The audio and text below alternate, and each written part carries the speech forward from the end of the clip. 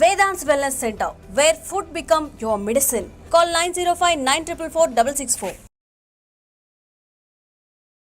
Hi sir, ఎలా ఉన్నారు? ఓం నమో వెంకటేశాయ. వెంకటాది సంస్థానం బ్రహ్మాండే నాస్తికించిన వెంకటేశ సమోదేవో నా భూతో నా భవిష్యతి. అది ఎందుకు చెప్పారు సార్? ప్రపంచం మొత్తంలో తిరుమల లాంటి ప్రదేశము ఎక్కడా ఉండదు, అక్కడ ఉన్నంత మనశ్శాంతి ప్రపంచంలో ఎక్కడా ఉండదు అని దాని సారాంశం. దానికి ఇంటర్వ్యూకి సంబంధం ఏమైనా ఉందా?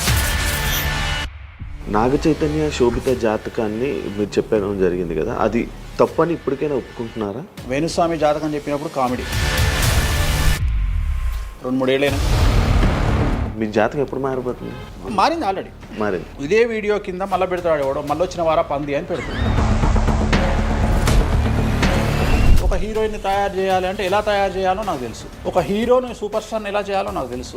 ఎలా చేస్తారు మీరు? పూజలతోనే అయిపోతుంది. అంటే వాళ్ళకి టాలెంట్ అవసరం లేదు. అసలు టాలెంట్ అనేది ఇండస్ట్రీలో దానంత అమ్మాయిలు ఎందుకు వచ్చి చేయించుకుంటుంటారు పూజలు? ఒక రాజు కావాలంటే రాజ్యం కావాలి, ఒక రాణి కావాలి. అర్థం కాదు. అమ్మాయిలకు బ్రెయిన్ కంటే కూడా వాళ్ళ సడన్గా ఇప్పుడు సెలబ్రిటీలు అందరూ బెట్టింగ్ యాప్లు ఇరుక్కుంటున్నారు. 2025 సంవత్సరంలో సెలబ్రిటీ అనే ప్రతి ఒక్కడు ఏదో సమస్య ఇరుకుతాడు. అది అల్లు అర్జున్తోనే స్టార్ట్ అయింది. రేపు పొద్దున ఈ 11 మంది కూడా. వేణుస్వామి గారు చేసిన తప్పులకి నలిగిపోతూ ఆయన మీద జరుగుతున్న ట్రోల్స్ తీయించడానికి లక్షలు ఖర్చు పెడుతున్నాడనే పబ్లిక్లో టాక్ అనేది నడుస్తుంది. నేను పిచ్చినా కొడుకునా, నేను ఆస్ట్రాలజీలో కానీ బ్రాహ్మణ్ కమ్యూనిటీలో కానీ నేను సన్నీ లియోను. నేను నా బట్టలు నేనే ఇప్పుకుంటా, నేను ఎవరిని ఇప్పనియా. ఒకవేళ నేను అండర్వేర్ ఉంటే అదన్నా లాగుదామని ఎవడో వస్తుండే, నేను అది కూడా ఇప్పేసిన. సుప్రీంకోర్టు ఇచ్చిన ఆర్డర్ ప్రకారం నేను వేరే అమ్మాయితో పడుకున్నా. ఆయన లారీ కళ్ళద్దాలు పెట్టుకుంటాడు అని ఒక జ్యోతిష్కుడు నన్ను విమర్శిస్తున్నాడు. అంటే అరే లారీ కళ్ళద్దాలు అది కొనాలంటే ఎంత ఉంటే ఇంకా నువ్వు దాని గురించి మాట్లాడితే నువ్వు ఇక వాడిని కుక్క కంటే హీనంగా నేను చూడాలి తప్ప వాని పాన్ ఇండియా ఆస్ట్రాలజీ 100% తప్పేముంది. యుఎస్, దుబాయ్ అవన్నీ వెళ్తున్నారంట. కామాఖ్యలో నాన్ వెజ్ ఉండదు, లిక్కర్ ఉండదు అని చెప్పి పబ్లిసిటీ చేశారు. అక్కడికి వెళ్ళే వాళ్ళు క్షుద్ర పూజలు వీళ్ళు వాళ్ళు వెళ్తుంటారు. శ్రీకాళహస్తిలో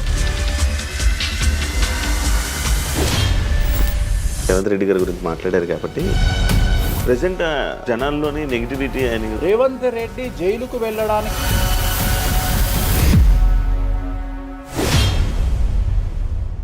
హాయ్ హలో నమస్తే, నేను మీ anchor Shiva. Welcome to Aiden media. ఈరోజు మన ముందున్న గెస్ట్ ఆల్రెడీ ప్రోమో చూస్తే మీకు అర్థమైపోయి ఉంటుంది, మన వేణుస్వామి గారు ఈరోజు మనతో ఉన్నారు.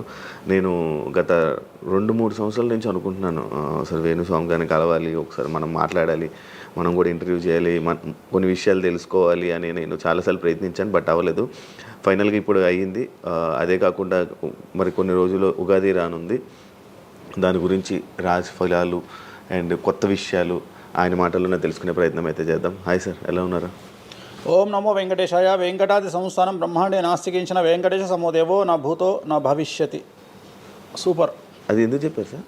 ఇప్పుడు వెంకటాది సంస్థానం బ్రహ్మాండే నాస్తికించిన వెంకటేశ సమోదేవో నా భూతో నా భవిష్యతి అంటే కలియుగ దైవమైనటువంటి ప్రోటోకాల్ దైవమైనటువంటి వెంకటేశ్వర స్వామి వారు లాంటి భగవంతుడు, దేవుడు ఇక రాడు, రాలేడు, రాబోడు. అలాగే ప్రపంచం మొత్తంలో తిరుమల లాంటి ప్రదేశము ఎక్కడా ఉండదు, అక్కడ ఉన్నంత మనశ్శాంతి ప్రపంచంలో ఎక్కడా ఉండదు అని దాని సారాంశం. దానికి ఇంటర్వ్యూకి సంబంధం ఏమైనా ఉందా? నేను ఫాలో అయ్యేది శ్రీ వెంకటేశ్వర స్వామిని, కామాఖ్య అమ్మవారిని. సో మనం ఏదైతే జనరల్గా మాట్లాడతామో ఆ మాట్లాడే సందర్భంలో ఈ జనరల్గా నాకు ఇప్పటి వరకు గత 20 సంవత్సరాల నుండి ఏ ఇంటర్వ్యూలో కూడా పేపరు పెన్ను ప్రిపేర్ అవ్వడము, పేపర్లు పెన్నులు పెట్టుకొని వచ్చి కూర్చోవడము అలవాట్లేదు. సో నేను కూర్చొని మాట్లాడింది అంతా కూడా ఆ స్వామి అమ్మవారు మాత్రమే పలికిస్తారు. సో నేను మాట్లాడే ప్రతి మాట నాకు సంబంధం లేదు, ఎందుకంటే మీరు అబ్జర్వ్ చేసిరు నా దగ్గర ఏ పెన్ను లేదు, పేపర్ లేదు. మీరు ఏం అడుగుతారో నాకు తెలియదు, నేను మీతో ఈ ప్రశ్నలు అడగాలని నేను ఇంతవరకు చెప్పలేదు. సో మీరు ఏం అడుగుతారో మీ ఐక్యూ లెవెల్ని బట్టి ఉంటుంది. సో నాకు ఆన్సర్ చేసేది స్వామి అమ్మవార్లు ఆన్సర్ చేస్తారు. సో అది చెప్పి ఇంటర్వ్యూలో కూర్చోవడం నాకు అలవాటు. సో ఏదైనా మీరే పలికిస్తారు అనేటువంటి బ్లైండ్ నమ్మకంతో, గుడ్డి నమ్మకంతో ఆ స్వామిని అమ్మవారిని నమ్ముకొని కూర్చుంటాను ఇంటర్వ్యూలో. సో నాకు అలవాటు ఏంటంటే కలియుగ దైవం, ప్రోటోకాల్ దైవం మనం చూస్తుంటాం. మాకు రాముడు ఇష్టము, మాకు శివుడు ఇష్టము. వెంకటేశ్వర స్వామి వద్ద మాత్రమే డబ్బు ఉంటుంది, వేరే వాళ్ళ దగ్గర డబ్బులు ఉండవు. ఉదాహరణ రాముడు ఉన్నాడు, సంవత్సరం నాడు ఒకటే రోజు ఆయన దగ్గరికి పోతాం మనం, అది శ్రీరామనవమి. శివుడు ఉన్నాడు, శివరాత్రి నాడు తప్ప ఎప్పుడూ పోము, కానీ ప్రతిరోజు వెళ్ళేది వెంకటేశ్వర స్వామి వారి దగ్గర. వెంకటేశ్వర స్వామి భోగమైనటువంటి అనుభవిస్తూ ఉంటాడు. ఆయనకు భోగ శ్రీనివాసులు అని వెంకటేశ్వర స్వామి వారు, మనం తిరుపతికి వెళ్తే తిరుపతిలో వెంకటేశ్వర స్వామి వారి దగ్గర చిన్న విగ్రహం ఉంటుంది కింద, దాన్ని భోగ వెంకటేశ్వర స్వామి అంటారు. అంటే ఆయనకున్నంత అనుభవించేదంతా ఆయన్ని అక్కడనే ఆ వెంకటేశ్వర స్వామి వారే అనుభవిస్తారు. సో అందుకని ఆయనకు అంత లగ్జరీ లైఫ్ ఉంటుంది. సో లక్ష్మి కూడా వెంకటేశ్వర స్వామి దగ్గరనే ఉంటుంది. అంటే మన కలియుగంలో ప్రోటోకాల్ దైవం అంటే వెంకటేశ్వర స్వామి. డబ్బును ఎంజాయ్ చేయాలి, డబ్బు రావాలి, లగ్జరీస్ అంటే వెంకటేశ్వర స్వామి. అందుకనే వెంకటేశ్వర స్వామి వారి మాట తీసుకొని మాత్రమే నేను ఇంటర్వ్యూని స్టార్ట్ చేస్తాను. మీకు డబ్బు రావాలి? ఎవరికి? మీకు. నాకు డబ్బు వచ్చింది ఆల్రెడీ, ఎనఫ్. ఎలా వచ్చింది? ఎలా సంపాదించారు? సంపాదించాలనే కసి ఉంటుంది కాబట్టి సంపాదిస్తాం. అంటే నేను ఎలా నమ్ముతా అంటే, ఒక సామెత ఉంటుంది, వీడి జాతకమే బాగుంటే వీడి జాతకాలు ఎందుకు చెప్పుకుంటాడు. సో నా జాతకం బాగుంది అని ప్రూవ్ చేసుకోవడానికి the first ever astrologer range rover వాడేటువంటి జ్యోతిష్కుడు నేను ఒక్కనే ఇండియాలో. సో అన్ని లగ్జరీస్ లైఫ్లో ఎంజాయ్ చేస్తేనే వేరే వాడికి మనం మాట్లాడేటువంటి రైట్స్ ఉంటాయి అనేటువంటిది ఉద్దేశం నాది. ఓకే, ఎగ్జాంపుల్ చెప్తా. ఒక తండ్రి ఒక 10 ఫోటోలు, ఒక Tendulkar photo, Modi photo, Amit Shah photo, ఒక ప్రముఖ హీరోయిన్ నయనతార ఫోటో, లేకపోతే ఒక రేవంత్ రెడ్డి ఫోటో, చంద్రబాబు నాయుడు ఫోటో, ఇట్లన్నీ తీసుకెళ్ళి పెట్టి ఇంట్లోకి వెళ్ళి తన కొడుకును పిలిచి, ఈ ఫోటోల్లో నువ్వు ఎవరు కావాలనుకుంటున్నావు అని అడిగితే వాడు అక్కడ ఉన్నటువంటి ఫోటోల్లో ఏదో ఒక ఫోటో పిక్ చేసుకుంటాడు. కానీ ఏ కొడుకు కూడా నీలాగా కావాలనుకుంటున్నా నాన్న అని చెప్పాడు. ఆ సిగ్గు వీడికి ఉండదు, అలా పెంచగలిగినటువంటి తత్వం వీడికి ఉండదు. సో నేను ఆ టైపు కాదు. నా కూతురు కానీ నా కొడుకు కానీ నీలాగా పెరగాలి నాన్న, నీలాగా నేను ఒక రోల్ మోడల్ అయితే నాన్న అనిపించుకునేటువంటి పరిస్థితి ఉన్నది. మీ ఫోటో కూడా పెడతారు అక్కడ? పెట్టను, నేను అసలు పెట్టను. నా కూతురే ఇవన్నీ నాకు వద్దు అని ఇట్లా పక్కకు జరిపి నేను నీలాగా తయారవుతా అని చెప్తుంది నా కూతురు. So that is my aim. So aim కదా సక్సెస్. నేను ఇవాళ నా కూతురు నన్ను చూస్తే నా తండ్రి నాకు రోల్ మోడల్ అని చెప్తుంది. రోల్ మోడల్ అని చెప్పాలంటే అన్ని రకాలుగా ఉండాలి.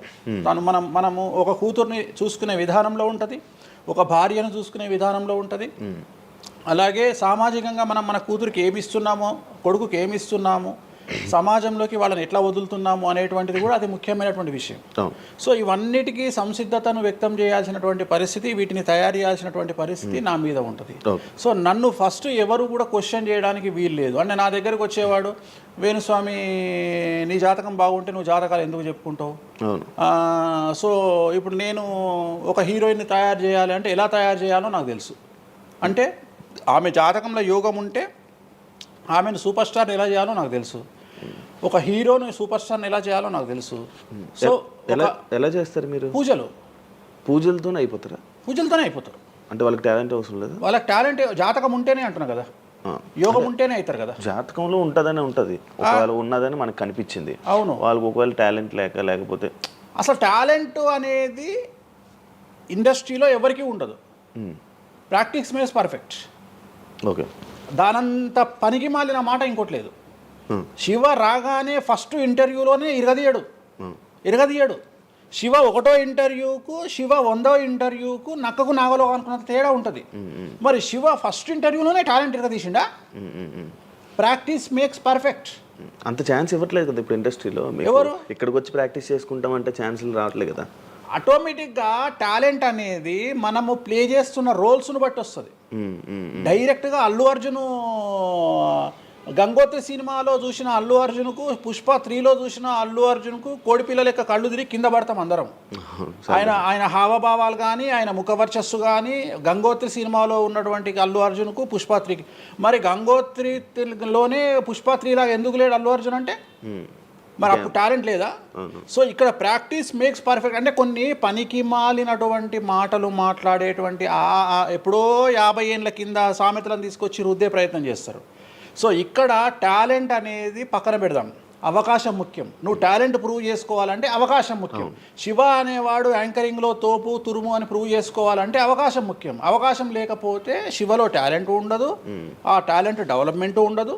సో ఇక్కడ ఏంది అంటే అవకాశాలు రావడం కోసం మనం ప్రయత్నం చేస్తాం. ఒక సీఎం సీట్ ఎక్కడం కోసం సీఎం ఏం చేస్తాడు అని తెలవాలి అంటే సీట్ ఎక్కాలి. సీట్ ఎక్కిన తర్వాత సీఎంగా ఈయన పనికొస్తాడా రాడని డిసైడ్ అవుతుంది. అట్లనే ఒక అమ్మాయి హీరోయిన్ అయిన తర్వాత ఈ అమ్మాయికి అంత సీన్ ఉందా లేదా అనే విషయం తెలుస్తుంది. సో మనం కనుక నయనతారని తీసుకున్నా, సమంతని తీసుకున్నా, ఏ హీరోయిన్ తీసుకున్నా, ఏ హీరోని తీసుకున్నా వాళ్ళ ఫస్ట్ సినిమాకు, వాళ్ళ 3వ సినిమాకు, వాళ్ళ 30వ సినిమాకు ఎక్స్ట్రీమ్ చేంజెస్ ఉంటాయి. సో ఇవన్నీ ఎట్లా వస్తున్నాయి అంటే ఫస్ట్ సినిమాకి టాలెంట్ లేదు, వాళ్ళు సానబట్టబడతారు. వాళ్ళకు వచ్చేటువంటి క్యారెక్టర్ల ద్వారా వాళ్ళు ఆ లెవెల్కి వస్తారు. అట్లనే ఒక గ్రామస్థాయి సర్పంచ్ నుండి స్టార్ట్ అయినటువంటి వ్యక్తి వాళ్ళ రాష్ట్రానికి తెలంగాణకు ముఖ్యమంత్రి అయిన రేవంత్ రెడ్డి అంటే ఆయన ప్లానింగు, ఆయన ఎట్లా చేయాలి, ఎట్లా సీఎం కావాలి అనే ఆలోచనల ద్వారా ఇక్కడికి వచ్చిండు. తెలంగాణలో కాంగ్రెస్లో ఎంతోమంది తోపులు తురుములు ఉండగా రేవంత్ రెడ్డి ఎందుకు సీఎం అయ్యిండు అంటే రేవంత్ రెడ్డి టార్గెట్ సీఎం పదవి. మధ్యలో ఉండేవాళ్ళు వేరే వాళ్ళందరూ టార్గెట్ సీఎం పదవి కాదు, కానీ రేవంత్ రెడ్డి మాత్రమే అన్ని కష్టాలు పడ్డాడు. రేవంత్ రెడ్డి మాత్రమే సీఎం టార్గెట్ చేసుకొని వాళ్ళ పదవి వచ్చింది. సో ఇది ప్రాక్టీస్ మేక్స్ పర్ఫెక్ట్. సో మనం ఎంత ప్రాక్టీస్ చేస్తే అంత పర్ఫెక్ట్ అవుతాం. అంతేగాని టాలెంట్ చూపించుకోవాలి అంటే అవకాశం రావాలి, అవకాశం వచ్చిన దాన్ని వాడుకోవాలి. అన్నిటికంటే ధైర్యం కావాలి. There is no development in comfortable zone. కలియుగంలో కంఫర్టబుల్ జోన్లో ఎప్పుడూ డెవలప్మెంట్ ఉండదు. తెలంగాణ రాష్ట్రంలో కాంగ్రెస్ పార్టీలో మనం గనక కాంగ్రెస్ పార్టీలో ఉన్నటువంటి వ్యక్తులను తీసుకుంటే ఒక రేవంత్ రెడ్డి మినహా ఎవరు కూడా జైలుకి వెళ్ళలేదు. రేవంత్ రెడ్డి జైలుకు వెళ్ళడానికి కూడా సంసిద్ధత వ్యక్తం చేసినాడు, అలాంటి ఫైటింగ్ చేసినాడు. అంటే కంఫర్టబుల్ జోన్ దాటి రిస్క్ జోన్లో ఫైట్ చేయడం వల్ల ఇవాళ సీఎం అయినాడు. మిగతా వాళ్ళందరూ ఎక్కడనో దగ్గర భయపడ్డమో, బాధపడ్డమో, వెనకడికి వేయడం వల్లనో వాళ్ళు అక్కడనే ఉండిపోయారు. ఈయన మాత్రమే జైలుకు వెళ్ళి మరీ ఫైట్ చేసి వాళ్ళ సీఎం అయ్యాడు. అంటే ఎవరైతే కష్టపడతారో వాళ్ళకు ఫలితం దక్కుతుంది, ఎవరైతే కంఫర్టబుల్ జోన్లో ఉంటారో వాళ్ళు కంఫర్ట్ లెవెల్ అట్లనే ఉంటుంది. సో సమాజంలో మనం బయటికి వచ్చి ఫైట్ చేసి అన్నిటినీ ఎదుర్కొని 10 మందితో దొబ్బులు తిని సోషల్ మీడియాలో దొబ్బించుకొని కింద కామెంట్లు పెట్టించుకొని బండనాయదవా దొంగనాయదవా అని కామెంట్లు పెట్టించుకొని సో ఇవన్నీ ఓవర్కమ్ అయ్యి సమాజాన్ని అర్థం చేసుకొని ఓహో వీళ్ళంతా పనికి మాలిన విధవలు కామెంట్ల రూపంలోనే ఉంటారు అని మనం ఫైట్ చేస్తూ ముందుకు వెళ్తేనే మనకు లైఫ్ దొరుకుతుంది. ఇప్పుడు రేవంత్ రెడ్డి గారి గురించి మాట్లాడారు కాబట్టి ప్రజెంట్ జనాల్లోని నెగిటివిటీ నేను ప్రిడిక్షన్స్ని కానీ వేరే వాటిని చెప్పట్లా. నేను ఒక మంచి విషయాన్ని తీసుకొని మాత్రమే చెప్తా ఉన్నాను. నేను మంచి విషయాన్ని మాత్రమే తీసుకొని చెప్పాను. వేణుస్వామి గారు ఎప్పుడు అంటే లైక్ ఇందాక మాట్లాడుతున్నట్టు హీరోయిన్లు మనం టాలెంట్ ఉన్న వాళ్ళు చేస్తాం. ఎక్కువ వేణుస్వామి దగ్గర చేసుకున్న యాక్టర్స్ అమ్మాయిలే ఎందుకు వచ్చి చేయించుకుంటుంటారు పూజలు వేణుస్వామి గారి దగ్గర? ఒక రాజు కావాలంటే రాజ్యం కావాలి, ఒక రాణి కావాలంటే రాజు ఉంటే సరిపోతుంది. అర్థం కాలేదా? ఒక వ్యక్తి రాజు కావాలంటే రాజ్యాన్ని సంపాదించాలి. రాజ్యాన్ని సంపాదించాలంటే సగం జీవితం సంక నాకిపోతుంది ఒక వ్యక్తికి. అంటే శివ అనే వ్యక్తి ఒక 100 కోట్ల రూపాయలు సంపాదించాలంటే సగం జీవితం సంక నాకిపోతుంది. అవును, రైట్. కానీ శివను పెళ్లి చేసుకోవడానికి ఒక అమ్మాయికి మ్యాక్సిమం 10 మినిట్స్ చాలు. ఎస్, అంటే శివ నచ్చితే చాలు, శివకు అమ్మాయి నచ్చితే చాలు, పని అయిపోయింది. అంటే 10 నిమిషాల్లో ఆ అమ్మాయి 100 కోట్ల వారసురాలు అయిపోయింది. అలాగే 100 కోట్ల అధిపతి కూడా తనకు దక్కిండు. సో అమ్మాయిల డెవలప్మెంట్ అనేది ఎక్స్ట్రీమ్గా ఉంటుంది. ఉదాహరణ, ఒక ఇంటర్వ్యూకు 10 మంది అమ్మాయిలు 3 అబ్బాయిలు వస్తే ఈ 10 మంది అమ్మాయిల ఇంటర్వ్యూలు అయిపోయినాక వీళ్ళు సెలెక్ట్ కాకపోతే వాడి అదృష్టం మహాసుడిగా ఉంటే వాడు వస్తాడు సీన్లోకి. అంతే తప్ప 99% వీడు ఇక్కడనే కథం అయిపోతారు అమ్మాయిల దగ్గరనే, వాడికి అంత అవకాశం ఉండదు. సో కలియుగం అనేది 2002 తర్వాత షిఫ్ట్ అయింది. ఒకప్పుడు ఆడవాళ్ళకి అవకాశాలు తక్కువ, మగవాళ్ళకి ఎక్కువ. ఇప్పుడు టోటల్ రివర్స్ అయింది. ఏంటంటే 95% అవకాశాలు అమ్మాయిలకే ఉంటాయి, ఒక 5% మాత్రమే అబ్బాయిలకు ఉంటాయి. అందుకే అబ్బాయిలు అందరూ ఇప్పుడు అమ్మాయిలా మారిపోతున్నారు అంటారా? బెస్ట్ కదా. ఇప్పుడు మొత్తం జెండర్ అంతా మారిపోతుంది. కారణం ఏంటంటే అమ్మాయిలకు ఉండేటువంటి వెసులుబాటు అబ్బాయిలకు ఉండదు.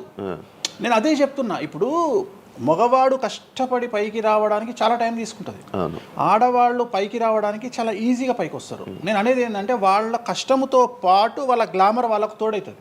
అవును, ఇప్పుడు మీరు ఏ పాయింట్ చెప్పారు అర్థమైంది. ఇప్పుడు అమ్మాయిలకి ఎలాగో అవకాశాలు ఉన్నాయి కదా, మరి ఆల్రెడీ వాళ్ళకి ఎలాగో అవకాశాలు వస్తాయి కాబట్టి మరి మీరు వాళ్ళని ఎందుకు అమ్మాయిలనే చూడడం? అంటే రాని వాళ్ళకు నేను చూస్తున్నా.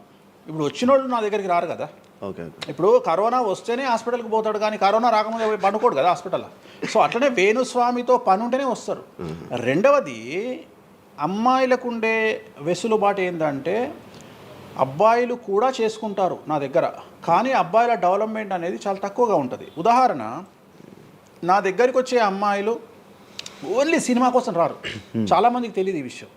అంటే చాలామంది ఏమనుకుంటారంటే వేణుస్వామి దగ్గరికి వచ్చే అమ్మాయిలు సినిమా కోసమే వస్తారు, రారు. నా దగ్గరికి వచ్చే అమ్మాయిలు ఒక రాజకీయ నాయకురాలిగా వక్తగా కావాలని వస్తారు. సో పొలిటీషియన్ కావాలని వస్తారు. అన్నిటికంటే ఎంటర్ప్రెన్యూర్ కావాలని వస్తారు. ఒక బోటికో లేకపోతే ఒక గోల్డ్ షాపో ఏదో పెట్టుకొని బిజినెస్ కోసం వస్తారు. సో నా దగ్గరకు వచ్చేటువంటి వాళ్ళల్లో 10 మందిలో ఒకళ్ళు ఇద్దరు సినిమా ఇండస్ట్రీకి సంబంధించిన వాళ్ళు వస్తారు. 8 మంది వేరే వేరే వేరే వేరే వ్యాపారాలకు సంబంధించి చాలా ఉన్నాయి. ఇప్పుడు లైసెన్సింగ్ చేసేవాళ్ళు ఉన్నారు, చాలామంది తెలియదు. ఇప్పుడు ఢిల్లీలో లైసెన్సింగ్ చేసేవాళ్ళు 100 మంది అమ్మాయిలు ఉన్నారు నాకు తెలిసిన వాళ్ళు. అంటే పెద్ద పెద్ద కాంట్రాక్ట్లు ఇప్పించేవాళ్ళు, పెద్ద పెద్ద వాళ్ళు. సో అలాంటి వాళ్ళు నా దగ్గరికి ఎక్కువగా వస్తారు. అంటే నా దగ్గరికి వచ్చేవాళ్ళు ఈ ఉద్యోగాలు చేసుకునే వాళ్ళు, ఇలాంటి వాళ్ళు రారు. నేనేమంటానంటే job is a biggest scam in the world. ప్రపంచంలో ఉద్యోగం అనేది అతిపెద్ద స్కామ్. సో దాన్ని ఇప్పుడు ఒక కోతి ఉంది, ఆ కోతికి మీరు డజన్ అట్టిపళ్ళు ఇవ్వండి, ఒక 2,000 రూపాయలు ఇవ్వండి, అది డజన్ అట్టిపళ్ళే తీసుకుంటుంది. కానీ ఈ 2,000 రూపాయలతోటి నేను ఒక 10 గెలలు కొనుక్కుంటానే నాలెడ్జ్ దానికి లేదు. అంటే ఒక రకంగా జాబ్ అనేది ఇచ్చి ఆ వ్యక్తిని మనం మోసం చేయడం. సో జాబ్కి అలవాటు అయిపోయిన వాడు కంఫర్టబుల్ జోన్లోకి వెళ్ళిపోతాడు. సో నేనేం చెప్తా అంటే ఆ జాబు నుండి మనమే 100 జాబులు ఇచ్చే స్థాయికి ఎదగాలి అనే కసి ఉండి అక్కడికి వెళ్ళాలి. ఆ కసి ఉంటేనే పని లేదు. కలియుగంలో కష్టపడి అనే మాట మాట్లాడితే దానంత దరిద్రం ఇంకోటి లేదు. ప్రపంచంలో అతి పెద్దగా ఎక్కువగా కష్టపడేది గాడిది. అది ఈ పాటికి ఎక్కడో ఉండాలి, అది లేదు. రైట్. సో మనం కష్టపడడం కాదు, బ్రెయిన్తో పని చేయాలి. కష్టంతో పాటు బుర్ర ఉండాలి. కష్టం అనేది పని చేయదు. నేను ఏమంటున్నానంటే ఈ ప్రపంచంలో బాగా కష్టపడేటువంటి మనిషి డ్రైనేజీలోకి దిగి పనిచేసేటువంటి సేవకుడు. సో ఆయన పడే కష్టానికి పర్ డే 10 లక్షలు ఇచ్చినా తక్కువనే, కానీ మనం ఆయనకి అట్లా ఇవ్వట్లా. అంటే ఇక్కడ బ్రెయిన్తో పనిచేసే వాడికే డబ్బు మిగులుతుంది. నేను మాట్లాడేది బ్రెయిన్తో. కానీ అమ్మాయిలకు బ్రెయిన్ కంటే కూడా వాళ్ళ అందముతో పనిచేస్తే డబ్బులు దొరుకుతాయి. ఇప్పుడు ఇప్పుడు మనం ఉన్నాం, నువ్వో నేను ఒక ఇన్స్టాగ్రామ్లో పోస్ట్ పెడితే ఎవరు చూడు. అదే ఒక అమ్మాయి పెడితే 2 మిలియన్లు వెళ్ళిపోతుంది. ఇప్పుడు అదే కదా జరిగేది. ఇప్పుడు బెట్టింగ్ యాప్స్లోకి వీళ్ళు ఎందుకు వచ్చారంటే వాళ్ళను ట్రాప్ చేసేవాడు కూడా ఈ అమ్మాయిలకు 2 మిలియన్ల ఫాలోవర్స్ ఉన్నారు, కనీసం మిలియన్కు రీచ్ అవుతుంది వీళ్ళ వీడియో అనే ఉద్దేశంతో పెట్టిస్తున్నాడు. సో పెట్టడం ఎందుకు ఏంటి అనవసరం, పక్కన పెడితే వాళ్ళకుండే క్రేజ్, అమ్మాయిలకు క్రేజ్ అలాంటిది.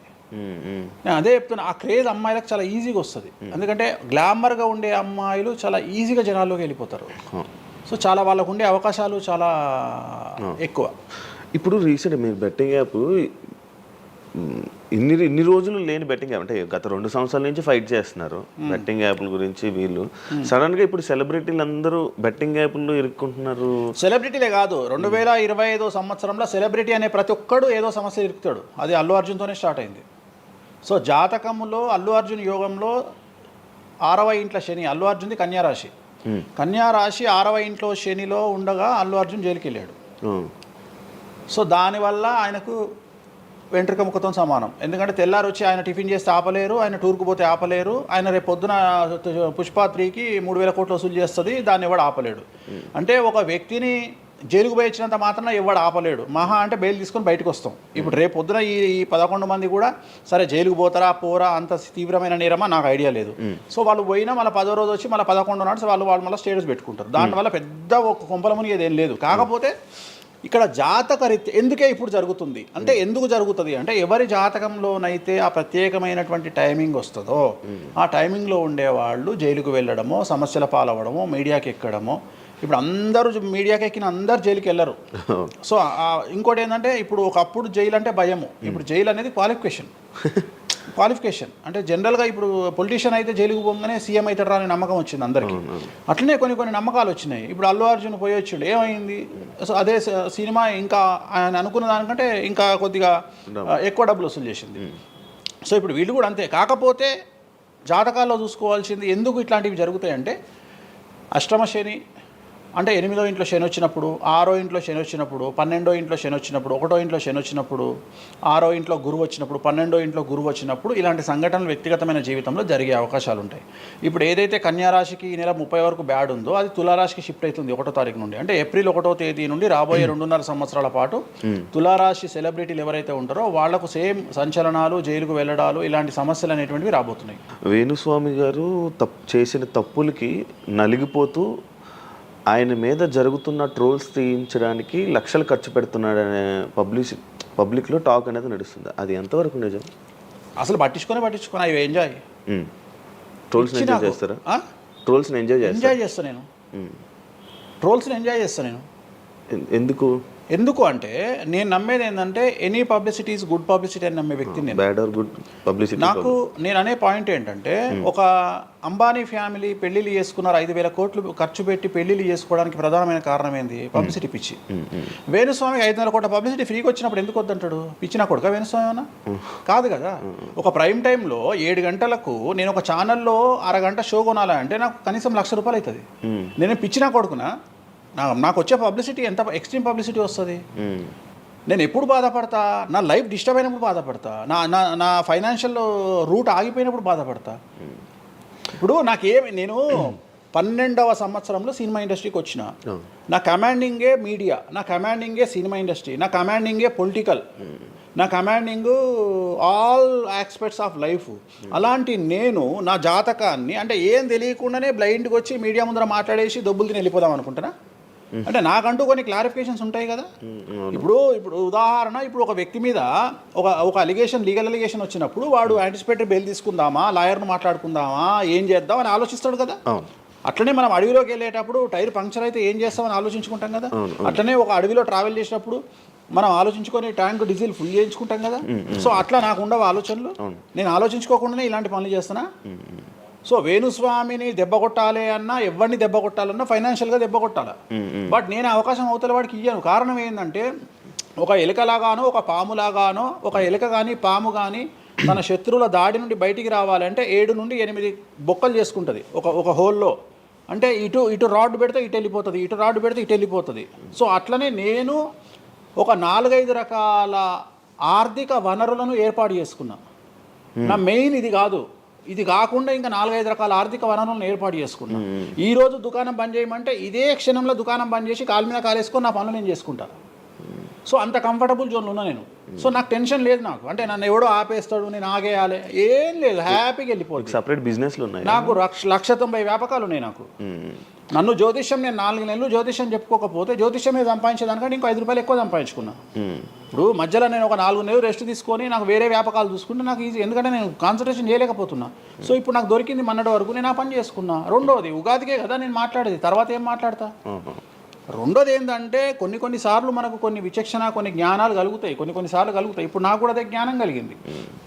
ఎందుకు అంటే ఇక్కడ వాక్యూమ్ నేను కవర్ చేసిన, టాలీవుడ్లో తెలుగులో వాక్యూమ్ కవర్ చేసిన, ఇక్కడ ఏం లేదు. సో నేను వాక్యూమ్ ఇంకా క్లియర్ చేసుకోవాలి, ఇంకా పెంచుకోవాలి అంటే బాలీవుడ్కు పోవాలి, కన్నడ పోవాలి, తమిళ్ పోవాలి.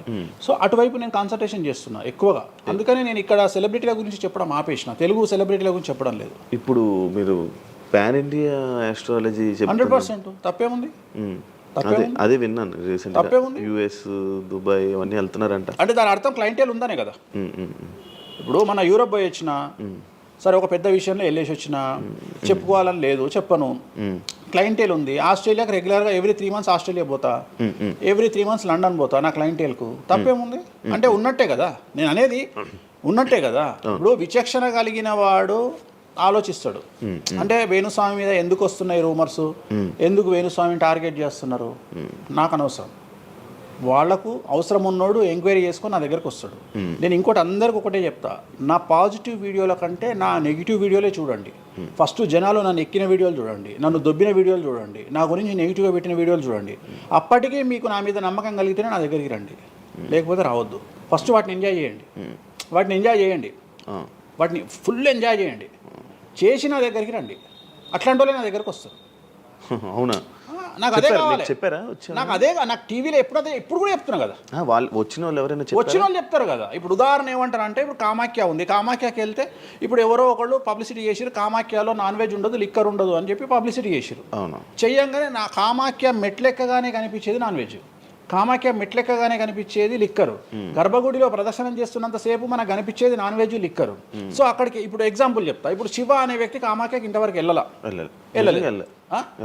వెళ్ళలేదు. సో ఇప్పుడు ఏమనుకుంటాడంటే, వేణుస్వామి గురించి చెప్పిన ప్రచారాన్ని శివ నమ్ముతాడు.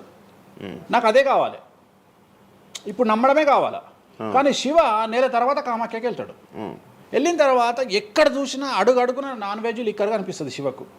శివకు లాస్ట్కు ప్రసాదం కూడా నాన్ వెజ్ ఇస్తారు, ప్రసాదం కూడా లిక్కరే ఇస్తారు. అంటే తాగున ఆయన అని చెప్పి చేతిలో పోస్తారు. అంటే తీర్థంలో లిక్కర్ పోసి మీకు తీర్థం ఇస్తారు, మీరు తీర్థం తాగుతారు, లిక్కర్ పోసిరు. అప్పుడు ఒకసారి మీకు గుర్తొచ్చేది ఎవరు? వేణుస్వామి. ఓహో, వేణుస్వామి చెప్పింది 100% నిజము. అంటే మనం మూర్ఖులము, ఇన్ని రోజులు నమ్మింది, మనం తప్పు చేసినాం వేణుస్వామి విషయంలో. అక్కడికి వెళ్ళే వాళ్ళు క్షుద్ర పూజలు వీళ్ళు వాళ్ళు వెళ్తుంటారు. అసలు క్షుద్రం అంటే ఏంది? క్షుద్ర పూజలు శ్మశానంలో చేస్తారు. ఇవి వామాచార పూజలు. మందులలో, అలోపతి మందుల్లో రెగ్యులర్ మందులు స్టిరాయిడ్స్ లాగా, స్టిరాయిడ్స్ అనేవి ఇవి. సో నాలెడ్జ్ లేకపోతే నిమ్మకాయలు పెట్టిన ప్రతి చోట క్షుద్ర పూజ అంటే, శ్రీకాళహస్తిలో నిమ్మకాయలతోనే పూజ చేస్తారు. క్షుద్ర పూజ నాది అంటే వేణుస్వామి పూజలు చేయడం క్షుద్ర పూజలు, వామాచార పూజలు. వామాచార పూజ నేను అనేది ఏంటంటే, నేను ఇప్పుడు ఇందాక అదే చెప్పిన, అనేవాడు ఫిల్టర్ లేకుండా ఎన్నన్నా అనుకోని, ఒకవేళ అట్లా అనుకుంటే వేణుస్వామి క్షుద్ర పూజలు చేస్తే సోషల్ మీడియాలో ఎందుకు పెట్టుకుంటాడు? నా లైఫ్లో నేను చెప్పేది ఒకటే, నేను ఆస్ట్రాలజీలో కానీ బ్రాహ్మణ్ కమ్యూనిటీలో కానీ నేను సన్నీ లియోను.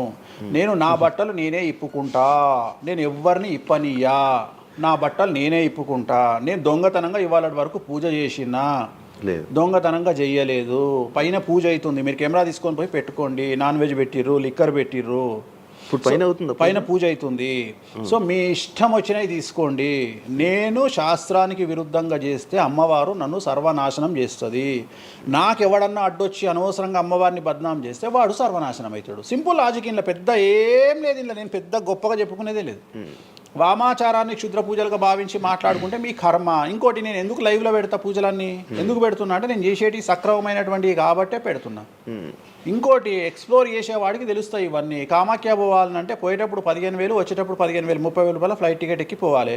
ఒకప్పుడు 4,000 రూపాయల ఫ్లైట్ టికెట్ ఉంది వేణుస్వామి ప్రచారం చేయక ముందుకు. వారానికి ఒక్క ఫ్లైట్ ఉండే గౌహతికి. ఇవాళ ప్రతిరోజు పోవడానికి 3 ఫ్లైట్లు, రిటర్న్ రావడానికి 4 ఫ్లైట్లు వేణుస్వామి వల్ల ఏర్పడ్డాయి. ఇవాళ తెలుగు, మీరు కామాఖ్య టెంపుల్కి వెళ్తే ప్రతి 10 మందిలో 5 తెలుగు వాళ్ళే ఉంటారు, కర్ణాటక వాళ్ళు ఉంటారు, తమిళ వాళ్ళు ఉంటారు. సో ఇంత స్ప్రెడ్ అయింది కామాఖ్య. సో రెండవది, తెలియకుండా మాట్లాడే వాళ్ళ గురించి నేను మాట్లాడా, ఎక్స్ప్లోర్ చేసి మాట్లాడే వాళ్ళ గురించి నేను మాట్లాడతాను. మీరు కామాఖ్యకి వెళ్తే ఇప్పుడు గోవాలో ఏముంటుంది? మందు ఉంటుంది. ఉదాహరణ, బ్యాంకాక్ అనగానే ప్రతి నా కొడుకు మాట్లాడేది ఏంది? మసాజ్. హైదరాబాద్ కంటే గొప్పగా ఉంటుందా బ్యాంకాక్? నాకు తెలియదు. ఇండియా కంటే గొప్పగా ఉంటుందా బ్యాంకాక్? లేదు. మరి ఇప్పుడు అట్లాంటప్పుడు ఆడవాళ్ళు ఎందుకు పోతున్నారు? ఇప్పుడు బ్యాంకాక్కు ఆడవాళ్ళు విపరీతంగా పోతున్నారు. అంటే బ్యాంకాక్లో మసాజ్ కాకుండా బీచెస్, వైట్ శాండ్ బీచెస్ చాలా ఫేమస్, ఫ్రూట్స్ ఫేమస్, చెట్లు ఫేమస్, ఎంటర్టైన్ చేసే ప్లేసెస్ చాలా. అంటే మూర్ఖులు, నాలెడ్జ్ లేనోళ్ళు బ్యాంకాక్ గురించి తప్పుగా మాట్లాడతారు. అట్లనే మన దగ్గర పెద్దాపురం ఉంది. పెద్దాపురం గురించి అదేనా ఇక దాని అర్థం? పెద్దాపురంలో బుట్ట భోజనం చాలా ఫేమస్. నేను ఎక్కడికి వెళ్ళిపోయాను. పెద్దాపురం అని ఉంది, బుట్ట భోజనం ఉంది. పెద్దాపురంలో బుట్ట భోజనం నాకు ఇష్టము, కొంతమందికి వేరే ఇష్టం. అంటే నేను అనేది ఏంటంటే, మీ ఇష్టం వచ్చినట్టు. ఇప్పుడు చిలకలూరుపేట అని పేరు, అంత మాత్రం తప్పు పడతామా? అంటే మూర్ఖపు వేదవాళ్ళు మాట్లాడే మాటలకు నేను తీసుకోవాల్సినటువంటి పని నాకు లేదు. రెండవది, కాదేది విమర్శకు అనర్హం. అంటే వేణుస్వామి దగ్గర విషయం ఉంది, వేణుస్వామి సెలబ్రిటీ కంటెంటు, లేదా వేణుస్వామిని ట్రోల్ చేసినా, వేణుస్వామిని తిట్టినా, వేణుస్వామి గురించి సబ్జెక్టు పెట్టినా, కనీసం మనకు ఒక వీడియోతోని ఒక 5 జీతాలు వెళ్తాయి అనేటువంటి నమ్మేటువంటి ప్రజల గురించి నేను మాట్లాడను. ఎందుకంటే నా వల్ల వాళ్ళ జీతాలు వెళ్తున్నప్పుడు నేను సంతోషపడతా. నా వల్ల జీతాలు వెళ్తున్నప్పుడు నేను ఎంత తిడితే నాకు అంత ఆనందం. ఎందుకంటే వేణుస్వామి మంచోడు అని చెబితే ఎవడు చూడడు. వేణుస్వామిని తిడితే 5 లక్షలు చూస్తాడు. 5 లక్షలు అంటే కనీసం 30,000 రూపాయలు. అంటే నాకు తెలియదు సరిగా, ఒక జీతం వెళ్ళిపోతుంది కదా. సో నేను అనే పాయింట్ ఏంటంటే, నన్ను తిడితే నేను అసలు బాధపడను, నన్ను తిడితే నేను సంతోషపడతా. కారణం ఏంటంటే, అట్లీస్ట్ ఆ వీడియోతోని నన్ను ఒక 1000 మంది అన్న గుర్తుపడతారు. ఇప్పుడు ఆస్ట్రాలజీ పరంగా నాకు ఉండే గుర్తింపు నాకు ఉంది, నేను కాదనను. కానీ ఇంకా నా గుర్తింపు నేను పెంచుకోవాలంటే ఎట్లా పెంచుకుంటా, నాతో అయిపోయింది. ఇంతకంటే నేను ఏం చేయలేను. ఇక నేను మ్యాక్సిమం చేసేసిన ఆస్ట్రాలజీలో. ఇప్పుడు వేణుస్వామి అంటే సౌత్ ఇండియాలో వేణుస్వామి అనగానే ఆస్ట్రాలజీ పేరు వస్తుంది, ఆస్ట్రాలజీ అనగానే వేణుస్వామి వస్తుంది. ఎవడు అవునన్నా కాదన్నా నేనే మార్గదర్శకం, దీంట్లో అనుమానమే లేదు. కానీ ఇంతకంటే నాకు ఇంకేదో కావాలి అంటే నేను డబ్బులు, ఇప్పుడు మీరు నా దగ్గరకు వచ్చిరు, ఎక్కడైనా నా నేమ్ ప్లేట్ మీరు చూసిరా? చూడలేదు. నా ఫోటో కనిపిస్తుందా మీకు నా ఆఫీస్లో? లేదు. అది నా రేంజ్, అది నా రేంజ్. నాకు విజిటింగ్ కార్డు ఉండదు, నాకు విజిటింగ్ కార్డు ఉండదు, నాకు నేమ్ ప్లేట్ ఉండదు, నాకు నా ఫోటో ఉండదు ఎక్కడ. అమ్మవారి ఫోటోలు, వెంకటేశ్వర ఫోటోలు తప్ప నా పర్సనల్ ఫోటోలు నేను ఎక్కడ పెట్టుకోను. మీరు నన్ను వేణుస్వామి కాదు ఎల్లయ్య అన్న నేను యాక్సెప్ట్ చేస్తాను. ఒకవేళ ఒకరోజు యాంకరింగ్లో ఒక ఆమె ఏం చేసిందంటే, అమ్మాయి ఇంటర్వ్యూ చేయబోతూ వేణుస్వామి కాకుండా ఏదో కొత్త పేరు చెప్పింది. కొత్త పేరు చెప్పి భయపడ్డది. అంటే నేను ఫ్లోలో చెప్పేసి భయపడ్డది. స్వామి తప్పు చెప్పినా అంటే నీ ఇష్టం వచ్చిన పేరు చెప్పుకోపో అన్న. జనాలకైతే నేను వేణుస్వామి అని తెలుసు కదా. ఇప్పుడు వేణుస్వామి బొమ్మేసి పుల్లయ్య అంటే అయితే వేణుస్వామి అనుకుంటారు కదా జనాలు. నేను అనేది అది. సో నాకు ఎంత విమర్శ చేస్తే ఐఎమ్ ఫీల్ హ్యాపీ. అంటే మీ గురించి మీరు అంత క్రియేట్ జనాల్లో అందరికీ తెలుసు, అంత ఉంది ఆల్రెడీ. నేను మౌత్ పబ్లిసిటీని నమ్ముతా. మౌత్. రెండవది సింపుల్ లాజిక్. తెలుగు జనాలు అంత పిచ్చోళ్ళ. ఎక్కడ ఎవరి గురించి నెగిటివ్ పడుతుంది, ఏం పడుతుంది, ఎందుకు పడుతుంది, దీని వెనకాల ఏం జరుగుతుంది అని ఆలోచించలేనంత చవటలో నేను అనుకోను. ప్రతి యాడ్ను క్షుణ్ణంగా పరిశీలిస్తారు, ప్రతి టీవీలో టెలికాస్ట్ అయ్యే ప్రతిదీ క్షుణ్ణంగా పరిశీలిస్తారు, దీని వెనక వీళ్ళ మోటో ఏంది అనేది కూడా ఆలోచిస్తారు. సో చాలా సింపుల్గా అనలైజ్ చేస్తారు. సో అంత మాత్రాన నాకు వచ్చేదేముంది, జనాలు ఒకటి నన్ను విమర్శించేవాడికి లేదా నన్ను శత్రువుగా భావించేవాడు ఆ 2 రోజులు మందు ఎక్కువ తాగుతాడు, 2 పెగ్గులు, అంతకుమించి వాడు వీకేది ఏం లేదు. రెగ్యులర్గా తాగే మందు కంటే 2 పెగ్గులు ఎక్కువ తాగుతాడు, 2 ముక్కలు ఎక్కువ తింటాడు, ఎందుకంటే అబ్బా వేణుస్వామికి ఏదో అయిపోయింది అని. కానీ అంతకుమించి జరిగేది ఏముంటుంది, వేణుస్వామి మర్డర్ చేసినా, మానభంగం చేసినా రాజ్యాంగానికి అతీతంగా లోపలికి పోతాడు. అది కాకుండా 19(1) ప్రకారమే ఎవరికైతే జనాలకు స్వేచ్ఛ మాట్లాడే హక్కు ఉందో దాన్ని బేస్ చేసుకుని వేణుస్వామి మాట్లాడతాడు తప్ప వేణుస్వామి రాజ్యాంగాన్ని మీరి ప్రవర్తించేటువంటి పరిస్థితి లేదు. రాజ్యాంగానికి లోబడి ప్రవర్తిస్తాడు. సో ఆర్టికల్ స్పీచ్ 19(1) ప్రకారమే మాట్లాడతాడు. దీంట్లో ఎటువంటి సమస్యలు లేదు. నా వృత్తి ఆస్ట్రాలజీ. సో పర్ఫెక్ట్గా మాట్లాడుకుంటా. కానీ నా గురించి నెగిటివ్గా మాట్లాడే వాళ్ళు ఎప్పుడు కూడా నా శ్రేయోభిలాషలే, ఎందుకంటే వాళ్ళు నా స్థాయిని పెంచుతూ ఉన్నారు కాబట్టి నేను వాళ్ళని ఎప్పుడూ శత్రువులుగా భావించను. వేణుస్వామి గారితో డేంజర్ అంటే మిగతా కొంతమంది బ్రాహ్మణ లైక్ పంతులు కానీ వీళ్ళు కానీ చెప్పేది ఇది, వేణుస్వామి గారి డేంజరు ఆయన్ని ఒకవేళ ఏమైనా అంటే మళ్ళీ ఆయన పూజలు చేసి మనం నాశనం అయిపోయేలా ఇది కూడా ఆయన చేయగలడు, పవర్స్ ఉన్నాయి. నమ్ముతున్నట్టే కదా, అంటే నాకు వర్తుందనే కదా. అలా అర్థం కాదు, వర్తున్నట్టే కదా. ఇప్పుడు వర్త్ లేకపోతే ఫీల్ కావాలి. భయపడుతున్నారంటే నమ్ముతున్నట్టే కదా. సబ్జెక్ట్ ఉందని నమ్ముతున్నారు కదా. ఓకే ఓకే, పవర్స్ ఉన్నాయి, పవర్స్ నమ్ముతున్నారంటే సబ్జెక్టే కదా. అది తప్పేం లేదే దాంట్లో, దాని తప్పేం లేదు కదా. అంటే నా దగ్గర పవర్స్ నమ్ముతున్నారు కదా, ఇట్ ఈస్ ప్రూవ్డ్ కదా. నేను అనే పాయింట్ ఏంటంటే నేనేదో జనాల్ని ఉద్ధరిస్తా, నేనేదో జనాలకు పూజలు చేసి వాళ్ళను మంచి చేస్తా అనుకున్నప్పుడు ఫస్ట్ అడిగే క్వశ్చన్ ఏంటంటే, రేపు ఇచ్చినాయాలా నీకు వచ్చిన సమస్యల్ని క్లియర్ చేసుకోరా అంటారు ఫస్ట్. మరి నా సమస్యలను క్లియర్ చేసుకుంటా కదా. లాజికా కాదా? చేస్తారా నిజంగా? నేను అడిగే పాయింట్ మీకు అర్థం కాలా? అర్థమైంది. నేను చెప్తున్నది ఒకటి, నీకు అర్థమవుతున్నది ఏమంటున్నా. నాకు ఒక న్యాయపరమైన చిక్కు వచ్చినప్పుడు దాని నుండి బయటపడడానికి నేను పూజలు చేసుకుంటానా, చేసుకోనా? మరి వాటి ద్వారానే కదా నేను జనాలకి. ఇప్పుడు నీకేదన్నా ప్రాబ్లం వచ్చి రేపు పొద్దున వేణుస్వామి గారు నాకు ఈ సమస్య వచ్చింది అంటే సమస్య మీరు ఎప్పుడు నమ్ముతారు? నన్ను మీరు చేశాక అది మీరు నేను బయటపడ్డప్పుడు నమ్ముతారు. అదే మీ సమస్యల నుంచి మీరు బయటపడ్డాక జనాలు నమ్ముతారు. అర్థమైంది. బట్టతల పెట్టుకొని నేను వెంట్రుకలు మొలిపిస్తాను టీవీలో యాడ్ ఇస్తే అమనాబూతులు తిడతారు. అరే నీకే గుండు మీద ఎంటికలు లేవు, నువ్వేం మొలికిస్తావురా అని. అట్లనే నేను కూడా నా స్టామినా ఏందో జనాలకు తెలియజెప్పాలి అంటే నేను నా సమస్యల నుండి బయటపడ్డప్పుడే కదా ఎదుటి వ్యక్తికి చేసే రైట్స్ నాకు ఉంటాయని చెప్తున్నా. అంటే ఇప్పుడు మీకు వచ్చిన సమస్యల నుంచి మీరు బయటపడ్డానికి మీకు మీరే పూజ చేసుకున్నారు. ఎందుకు చేసుకో? నా జాతకాన్ని నేను విశ్లేషించుకుంటా కదా. నాకు వచ్చే సమస్య నేను అనుకోను, బట్ నేను సమస్యలు వస్తే వాటిని క్లియర్ చేసుకోవడానికి నాకుండే రెమెడీస్ నాకు ఉంటాయి కదా. మీరు చేశారు ఆ పూజల్లో ఎవరైనా నష్టపోయారా? ఎవరినైనా ఎవరిని నేను అనేది ఏంటంటే మనం బాగుండాలని కోరుకుంటాం. ఇంకోటి ఏంటంటే ఫస్ట్ నేను శత్రువుగా భావించాలి కదా. నేను అంత దూరం ఆలోచించాను. నేను ఎదుటి వ్యక్తిని శత్రువుగా ఎప్పుడు భావిస్తా అంటే వ్యక్తిగతంగా వచ్చి నన్ను కొట్టినప్పుడు నేను భావిస్తా. అంటే నా గురించి చెడుగా మాట్లాడడం అనేది నాకు శత్రువు కాదు, ఎందుకంటే వాళ్ళ వృత్తి అది. బోల్డ్ మంది మాట్లాడతారు అందరితో, అందరూ శత్రువులు. నేను అదే అంటున్నా. ఇప్పుడు ఇదే వీడియో కింద మళ్ళీ పెడతాడు ఎవడో, మళ్ళీ వచ్చిన వారా పంది అని పెడతాడు. ఇప్పుడు నేను వాడిని వాడిని ఇల్లు ఎత్తుక్కుంటూ పోవాలా నేను? వాడిని ఇల్లు నాకు కనీసం లక్షల్లో క్లయింటేల్ ఉంటుంది.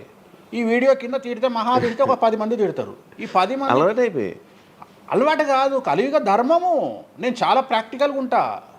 నేను చాలా లేకపోతే ఎంత దమ్ము ఉంటే ధనిష్టల నేను వచ్చి మందు తాగుతా, నాన్ వెజ్ పెడతా అని చెప్పుకోవాలంటే చాలా విషయం ఉండాలి, మామూలు విషయం కాదు.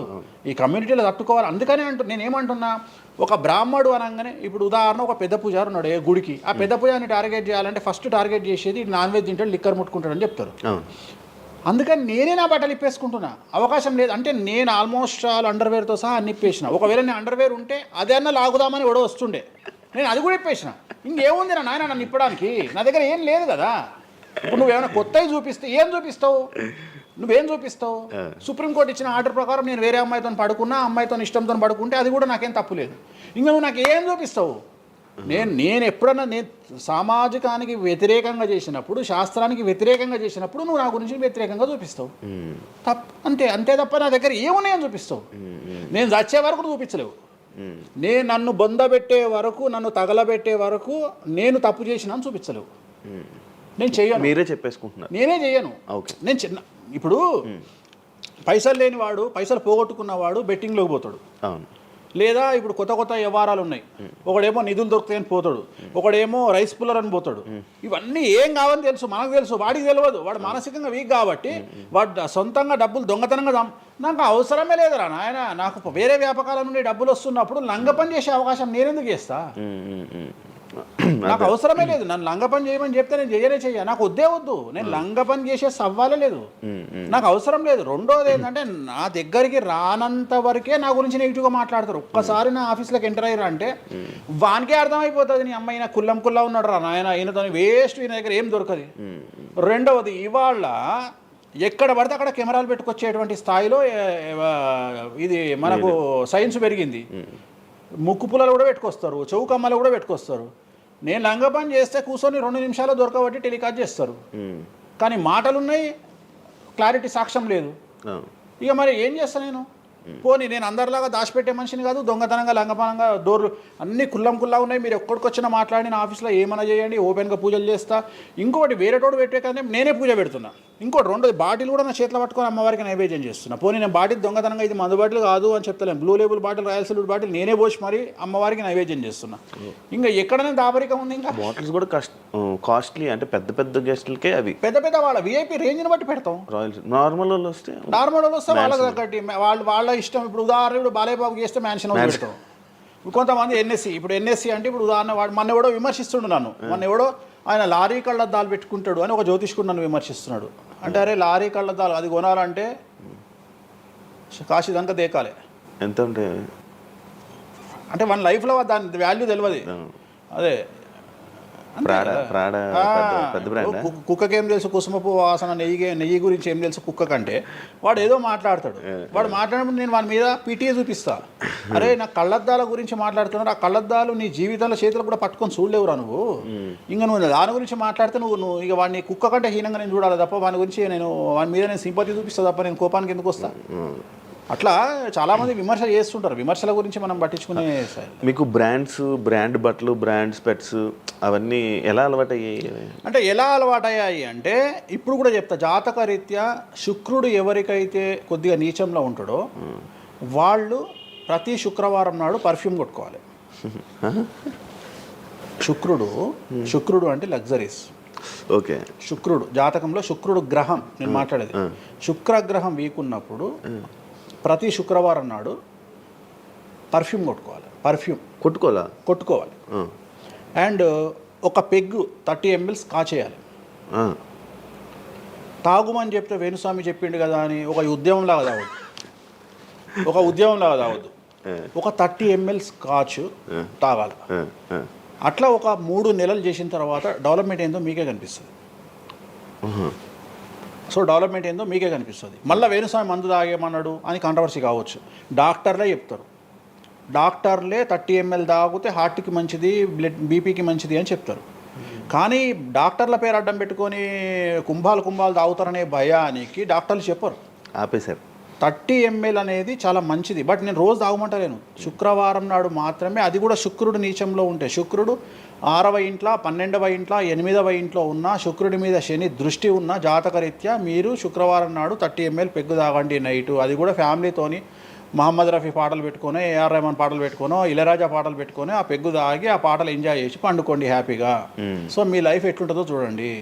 నేను మాట్లాడేది వ్యాపారమో ఇతర ఉద్యోగం చేసే వాళ్ళ గురించి కాదు. ప్రత్యేకించి 100 రూపాయల దగ్గర 1,00,000 రూపాయలు సంపాదించగలిగి రియల్ ఎస్టేట్ వ్యాపారులు, వ్యాపారస్తులు, పొలిటీషియన్స్, పెద్ద పెద్ద వాళ్ళ గురించి మాట్లాడుతున్నాను. టీచర్లు, అటెండర్ల గురించి నేను మాట్లాడతలేను. టీచర్ ఎంత తాగినా తాగుడు మిగులుతుంది తప్ప పైసలు రావు, ఎందుకంటే ఆయన జీతం అంతే కాబట్టి. సో ఎక్కడైతే పెరగడానికి ఆస్కారం ఉంటుందో వాళ్ళ గురించి మాట్లాడుతున్నాం. సో ఇది కూడా మంచిది రెమెడీ. సో ఇలాంటి రెమెడీలు చెప్పాలంటే వేణుస్వామి చెప్తాడు కానీ వేరేటోడు చెప్పాడు. ఎందుకంటే వాడికి భయం, మందు తాగమంటే తప్పు. అరే మందు తాగమంటే తప్పు అయితే మందు యాడ్ ఎందుకు వస్తుంది, మందు ఎందుకు తయారు చేస్తారు? సో ఇదన్నీ అందుకనే దేశ కాలమాన పరిస్థితి. కసినో తీసుకుపోయి గోవాలో పెడితేనేమో లీగలు, హైదరాబాద్లో పెడితే ఇల్లీగలు. సో నేను దేశ కాలమాన పరిస్థితులు అందుకనే చెప్తున్నా. దేశ పరిస్థితులు అంటే గోవాలో యాక్సెప్ట్ గేమింగ్ యాక్ట్, ఇండియా హైదరాబాద్లో యాక్సెప్ట్ కాదు. సో అదే చెప్తున్నా. ఒక దగ్గర విడాకులు అనేవి ఇండియాలో కష్టము, అమెరికాలో ఈజీ. అమెరికాలో 10 విడాకులు తీసుకున్నా ఎవడు పట్టించుకోడు. సో ఇవన్నీ కామన్. ఒకప్పుడు ఒక పెళ్లి చేసుకో, రెండో పెళ్లి అనేది చాలా పెద్ద విషయం. ఇవాళ తెలుగు సమాజం కానీ ఎంత గొప్పదైపోయిందంటే 5వ పెళ్లికి కూడా శుభమా అంటూ 5వ పెళ్లి అంటున్నారు. కాబట్టి చాలా వైడ్ రేంజ్ ఆఫ్ థింకింగ్ అనేది మారిపోయింది. కాబట్టి వేణుస్వామి కూడా మారిండు దాంట్లో. సింపుల్, అంతే, ఏం లేదు.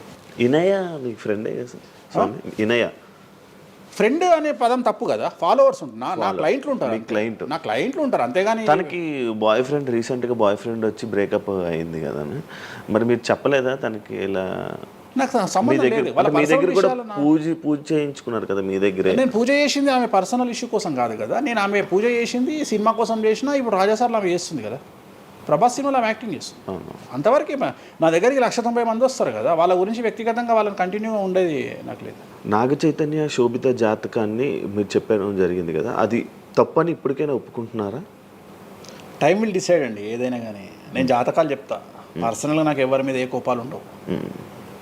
వేణుస్వామి జాతకం చెప్పినప్పుడు కామెడీ, 2-3 ఏళ్ళు అయినాక సీరియస్. సో నేను నమ్మింది నేను చెప్పిన, సింపుల్. ఓకే. సెలబ్రిటీ జాతకాలు వేణుస్వామి చెప్పి కలకల్లాడిన వేణుస్వామి ఈ మధ్య సెలబ్రిటీల నుంచి కొంచెం రావడం కానీ విజిటింగ్ కొంచెం తక్కువ అయ్యి డౌన్ అయ్యింది అంటున్నారు, నిజమా అది? పెరిగింది. ఓ పెరిగింది. కాకపోతే ఇంతకు ముందులాగా పబ్లిక్లో పెట్టట్లేదు. ఓకే, నేను పెట్టట్లేదు. ఓకే, దిష్టి అనా? దిష్టి అని కాదు, నేను పెట్టట్లేదు. అవసరం లేదు, ఆ స్థాయి దాటిపోయినా అనుకుంటున్నా. అంటే పబ్లిసిటీ చేసే స్థాయి దాటిపోయినా అనుకుంటున్నా. ఓకే, పబ్లిసిటీ స్టంట్లు ఎందుకులే లోపల. ఇప్పుడు నేను అనేది ఏంటంటే, ఒక టీవీ ఛానల్ బ్రేకింగ్ న్యూస్ ఇచ్చి, ఉదాహరణ TV9 గురించి మాట్లాడుకుందాం. 2002-2000 సంవత్సరంలో స్టార్ట్ అయిన టీవీ ఛానల్ బ్రేకింగ్ న్యూస్ కోసము తన స్టాండర్డ్స్ క్రియేట్ చేయడం వరకే తన ప్రయత్నం తను చేస్తుంది. ఒక లెవెల్ వచ్చిన తర్వాత, ఒక నెంబర్ 1 పొజిషన్ వచ్చిన తర్వాత చిల్లర వేషాలు వేయదు. అట్లనే వేణుస్వామి దానికోసం ప్రయత్నం చేసిండు, సెలబ్రిటీ జాతకాలు చెప్పిండు. వేణుస్వామికి ఆ స్టేజ్ వచ్చింది కాబట్టి వేణుస్వామి ఇప్పుడు చిల్లర వేషాలు వేయదలుచుకోలే. అంటే ఇప్పుడు వాళ్ళ గురించి వీళ్ళ గురించి చెప్పి వేణుస్వామి సెలబ్రిటీ. సో వేణుస్వామి ఇప్పుడు సెలబ్రిటీ జాతకాలు చెప్పాల్సినటువంటి పరిస్థితుల్లో వేణుస్వామి లేడు అని అనుకున్నాడు కాబట్టి వేణుస్వామి సెలబ్రిటీ జాతకాలు చెప్పట్లేదు. Simple logic. నాకు కావాల్సిన పబ్లిసిటీ కంటే ఎక్కువ వచ్చింది, ఇంకేం చేసుకుంటా నేను?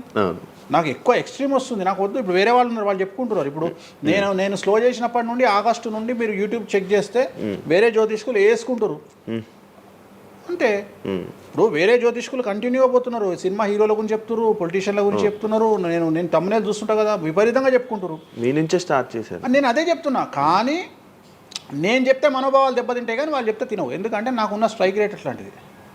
మీరు వైరల్ కంటెంట్. ఎస్, అదే చెప్తున్నాను నేను. ఇంకా ఆ రేంజ్కి వచ్చినా కాబట్టి నేను చెప్పదలుచుకోలే, వదిలేసిన. అంటే ఈ రేంజ్ రావడం కోసం చెప్పినా. ఎందుకు చెప్పొద్దు? రేంజ్ వచ్చి వదిలేసిన.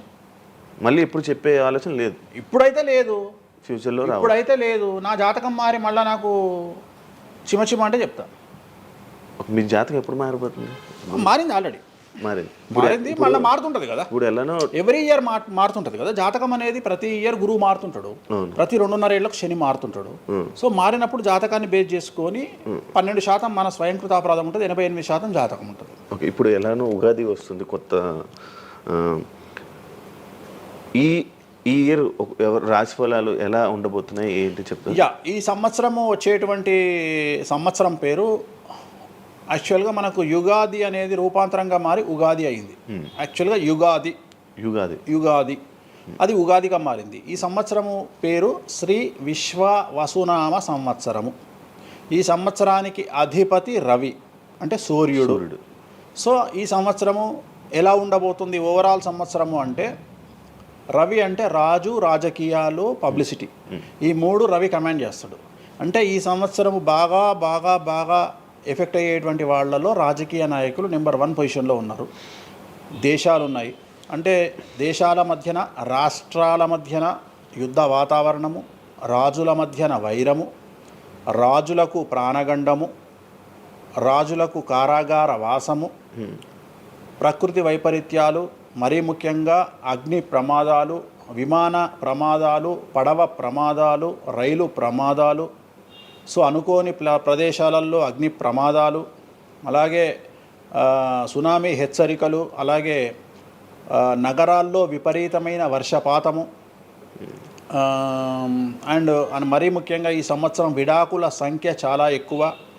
అలాగే వీటిలో పాజిటివ్ తీసుకుంటే ఆడవారికి విపరీతమైన రాజయోగము, అంటే ప్రాముఖ్యత అనేది ఈ సంవత్సరం ఆడవారికి పెరుగుతుంది. అలాగే 25 సంవత్సరాల నుండి 35 సంవత్సరాల యువతలో ఎక్కువగా కార్డియాక్ అరెస్ట్లు అంటే చనిపోవడము, అలాగే కన్ను లేదా చర్మానికి హార్ట్, లివరు సంబంధించినటువంటి ఏదైనా ఒక వైరస్ బాధించే అవకాశము. సో ఇవన్నీ కూడా ఈ సంవత్సరం ఉన్నాయి. దీనికి కారణం షష్టగ్రహ కూటమి అని మీనరాశిలో ఏర్పడుతోంది. సో షష్టగ్రహ కూటమి 2019 డిసెంబర్లో ఏర్పడ్డప్పుడు మనకు కరోనా వచ్చింది. అలాగే ఈ సంవత్సరము మార్చ్ 30వ తేదీ 2025 సంవత్సరంలో మనకు మళ్ళీ షష్టగ్రహ కూటమి మీనరాశిలో ఏర్పడుతోంది. సో దీనివల్ల సుమారు మేషరాశి, సింహరాశి, తులారాశి, ధనుస్సు రాశి, మీనరాశి వాళ్ళు చాలా చాలా సమస్యల బారిన పడేటువంటి అవకాశాలు ఉన్నాయి. ఇది ఓవరాల్ సంవత్సర ఫలితము. ఇక మేషాది మీనరాశిలో ద్వాదశ రాశులు కనుక తీసుకున్నట్టయితే, మేషరాశి గురించి తీసుకుంటే, మేషరాశికి ఎవరైతే 1995 నుండి 2003 మధ్యన జన్మించి ఉన్నారో వాళ్ళందరికీ ఈ సంవత్సరము 2వసారి ఏలినాటి శని ప్రారంభమవుతూ ఉంది. సో 2వసారి ఏలినాటి శని అనేది చాలా డేంజరు. సో న్యాయపరమైన చిక్కులు, ఆర్థికపరమైన చిక్కులు, సమాజంలో చెడ్డ పేరు, అనారోగ్య సమస్యలు, అలాగే ఆర్థిక అస్తవ్యస్తము, అంటే సరి అయినటువంటి నిర్ణయాలు తీసుకోకుండా ల్యాండ్ కొన్నా, ప్లాట్లు కొన్నా, ఫ్లాట్లు కొన్నా, ఇండ్లు కొన్నా లిటిగేషన్ అయ్యే అవకాశము, పెట్టుబడిలో విపరీతమైన ధన నష్టము, అలాగే తల్లిదండ్రులలో ఒకరికి ప్రాణగండాలు. సో ఇవన్నీ, అలాగే వీసాలు రిజెక్ట్ అవ్వడము, H1B వీసాలు క్యాన్సిల్ అవ్వడము, ఇండియాకు రావడం వేరే దేశం నుండి, ఉద్యోగం కోల్పోవడము, అలాగే ఆర్థిక నష్టము, ఇవన్నీ కూడా కనిపిస్తూ ఉన్నాయి ఈ సంవత్సరం మేషరాశి వారికి. మరి ఏం చేయాలా అంటే, నలుపు రంగు దుస్తులకు దూరంగా ఉండాలి. తిరునల్లార్ శనీశ్వర ఆలయంలో ప్రత్యేకమైన శని పూజ నిర్వహించుకోవడం ద్వారా సమస్యల నుండి బయటపడేటువంటి అవకాశాలు 100కి 100% ఉన్నాయి. నెక్స్ట్ వృషభ రాశి. ఈ సంవత్సరం 100కి 100% అనుకూలంగా ఉన్నటువంటి రాశి వృషభ రాశి. పట్టిందల్లా బంగారంగా ఉంటుంది, ఏది చేసినా సక్సెస్ కనిపిస్తుంది. గత 5 సంవత్సరాల నుండి పడుతున్నటువంటి కష్టాలన్నీ తొలగిపోతాయి. సో ఆర్థికంగా విపరీతంగా ఉంటుంది. వ్యాపారంలో రూపాయికి 10 రూపాయల లాభం వస్తుంది. ఉద్యోగస్తులకు ట్రాన్స్ఫర్స్ ఉంటాయి, ప్రమోషన్లు ఉంటాయి. ప్రభుత్వ ఉద్యోగస్తులకు మ్యూచువల్ కింద భార్యాభర్తలు ఒకే ప్రదేశానికి వచ్చేటువంటి అవకాశాలు కనిపిస్తూ ఉన్నాయి. విద్యార్థులకు ఉత్తీర్ణత శాతం ఉంటుంది. అలాగే కోరుకున్నటువంటి యూనివర్సిటీలో ప్లేస్మెంట్స్ దొరుకుతాయి. అలాగే విదేశీ వీసాలు అప్రూవ్ అవుతాయి. రైతులకు 2 పంటలు అనుకూలంగా ఉంటాయి. కళాకారులకు మంచి కార్యక్రమాలు వస్తాయి. విదేశాల్లో కార్యక్రమాలు నిర్వహిస్తారు కళాకారులు. సో ఏ రకంగా తీసుకున్నా వృషభ రాశి వారికి అనుకూలమైన ఫలితాలు ఉన్నాయి, ఎటువంటి రెమెడీస్ అవసరం లేదు. నెక్స్ట్ మిథున రాశి. సో వ్యయ గురువు నుండి జన్మ గురువులోకి మారుతున్నటువంటి గురువు వల్ల విపరీత రాజయోగం అనేటువంటిది మిథున రాశి వారికి గోచరిస్తూ ఉంది. సో మిథున రాశి వారికి ఈ సంవత్సరం పట్టిందల్లా బంగారంగా ఉంటుంది. ఇంతకుముందు చెప్పినట్టుగా ఈ రాశికి కూడా 100కు 100% అనుకూలంగా ఉంది. మరీ ముఖ్యంగా రాజకీయ నాయకులకు అన్ఎక్స్పెక్టెడ్ పాజిటివ్ థింగ్స్ జరగడం ఈ సంవత్సరం గమనించాల్సినటువంటి విషయం. అవివాహితులకు వివాహయోగ సూచనలు, సంతానం లేని వారికి సంతాన యోగము, ఉద్యోగం లేని వారికి ఉద్యోగము, ట్రాన్స్ఫర్స్ కోరుకునే వారికి ట్రాన్స్ఫర్స్, అలాగే అన్ని రంగాల్లో పనిచేసేటువంటి వారికి, ప్రభుత్వ ప్రైవేటు ఉద్యోగాల్లో ఉండేవారికి పాజిటివ్ థింగ్స్, ప్రమోషన్లు, ట్రాన్స్ఫర్స్, వ్యాపారస్తులకు అనుకూలతలు ఇవన్నీ కూడా కనిపిస్తూ ఉన్నాయి. స్త్రీలకు మరీ ముఖ్యంగా అనుకూలంగా ఉండబోతూ ఉంది. సో మిథున రాశి వారికి ఎటువంటి సమస్యలు ఈ సంవత్సరం లేవు. సో నెక్స్ట్ వచ్చే రాశి కర్కాటక రాశి. సో కర్కాటక రాశి వారికి సంబంధించి 100కు 90% అనుకూలమైనటువంటి ఫలితాలు ఉన్నాయి. 10% సమస్య ఏమిటి అంటే మే 9, 2025 నాడు గురువు వ్యయంలోకి వస్తూ ఉన్నాడు. మిథున రాశి ప్రవేశం అనేటువంటిది గురువు వ్యయంలోకి వస్తూ ఉన్నాడు. అది ఒక సమస్య కనిపిస్తూ ఉంది. సో 90% చాలా అనుకూలంగా ఉండబోతూ ఉంది. అష్టమ శని వెళ్ళిపోతుంది. 9వ ఇంట్లోకి శని భాగ్యస్థానంలోకి వస్తున్నాడు. సో అనుకూలమైనటువంటి ఫలితాలు ఉన్నప్పటికీ ఎవరైతే కర్కాటక రాశి జాతకులు 60 సంవత్సరాలు దాటి ఉంటారో వాళ్లకు సమస్యలు అనేటువంటివి, ఆరోగ్యపరమైన ఇబ్బందులు అనేటువంటివి కనిపిస్తున్నాయి. అలాగే తొందరపాటు నడక వల్ల, అంటే మెట్లు ఎక్కేటప్పుడు దిగేటప్పుడు నీరు ఉన్న దగ్గర నడిచేటప్పుడు జాగ్రత్తలు తీసుకోండి. ఎందుకంటే గురువు వ్యయం వల్ల కింద పడి కాళ్ళు చేతులు విరగొట్టుకునే అవకాశం ఉంది కర్కాటక రాశి వారికి. మరి రెమెడీ ఏమిటి అంటే ప్రతి గురువారం నాడు లెమన్ ఎల్లో షర్ట్ ధరించడం మగవాళ్ళైతే, ఆడవాళ్ళైతే లెమన్ ఎల్లో డ్రెస్సును ధరించడం వల్ల కర్కాటక రాశి వారు సమస్యల నుండి బయటపడతారు. నెక్స్ట్ సింహరాశి. సో సింహరాశి జాతకులకు అష్టమ శని ప్రారంభమవుతూ ఉంది. ఖచ్చితంగా అన్ని రంగాల వారికి, చిత్ర పరిశ్రమ వారికి, టీవీ రంగం వారికి, మీడియా రంగం వారికి, రాజకీయ నాయకులకు, వ్యాపారస్తులకు, అన్ని వర్గాల వారికి సమస్యలు ఉంటాయి. న్యాయ వ్యవస్థ పరంగా న్యాయపరమైన చిక్కులుంటాయి, సంచలనాలు నమోదవుతాయి. మీడియాకి ఎక్కే అవకాశం ఉంది. సమాజంలో చెడ్డ పేరు, తల్లి తండ్రి లేదా భార్య భర్త తరపున ఎవరికైనా వాళ్లకు ఆరోగ్యపరమైన ఇబ్బందులు ఏర్పడే అవకాశం ఉంది. కాబట్టి ఖచ్చితంగా ధన నష్టం ఏర్పడుతుంది. అప్పులు చేయాల్సినటువంటి పరిస్థితి గోచరిస్తూ ఉంది సింహరాశి వారికి. మరి రెమెడీ ఏమిటి అంటే తిరునల్లార్ శనీశ్వర ఆలయంలో ప్రత్యేకమైన శని పూజ నిర్వహించుకోవడం ద్వారా సమస్యల నుండి బయటపడేటువంటి అవకాశాలు కనిపిస్తూ ఉన్నాయి. సో నెక్స్ట్ వచ్చిన రాశి కన్యారాశి. సో కన్యారాశి వారికి 6వ ఇంట్లో నుండి శని వెళ్ళిపోతూ ఉన్నాడు. ప్రజెంట్ శని 7వ స్థానంలోకి వస్తూ ఉన్నాడు. సో చాలా అనుకూలమైనటువంటి ఫలితాలు ఉంటాయి. నూతన పదవి, నూతన ఉద్యోగంలో ప్రమోషన్లు, కోరుకున్న చోటకి బదిలీలు, వ్యాపారంలో అన్ని రూపాయలకు ఎక్కువగా సంపాదించడము, స్త్రీలకు కోరుకున్న దానికంటే ఎక్కువ ధనం రావడము, భార్యాభర్తల మధ్య అన్యోన్యత, విద్యార్థులకు ఉత్తీర్ణత శాతం పెరగడము, అలాగే విద్యార్థులకు వీసాలు ఏర్పడము, కోరుకున్న ప్లేస్మెంట్స్ దొరకడము, రైతులకు 2 పంటలు అధిక దిగుబడి రావడము, ఇవన్నీ కూడా కన్యా రాశి వారికి కనిపిస్తున్నాయి. రెమెడీస్ అవసరం లేదు. ఈ సంవత్సరం చాలా బాగుంది. నెక్స్ట్ తులారాశి. సో ఈ అన్ని రాశుల్లోకి అతి డేంజర్ రాశి, సమస్యల బారిన పడే రాశి తులారాశి. ఎందుకంటే షష్టగ్రహ కూటమి ఎఫెక్టు 6వ ఇంట్లో, 6వ స్థానములో శని 6వ ఇంట్లో. సో తులారాశి అనేది అతి పెద్ద సమస్యను ఎదుర్కోబోతూ ఉంది. తులారాశి వారికి ఆర్థికంగా విపరీతమైనటువంటి రాబడి ఈ సంవత్సరం ఉంటుంది.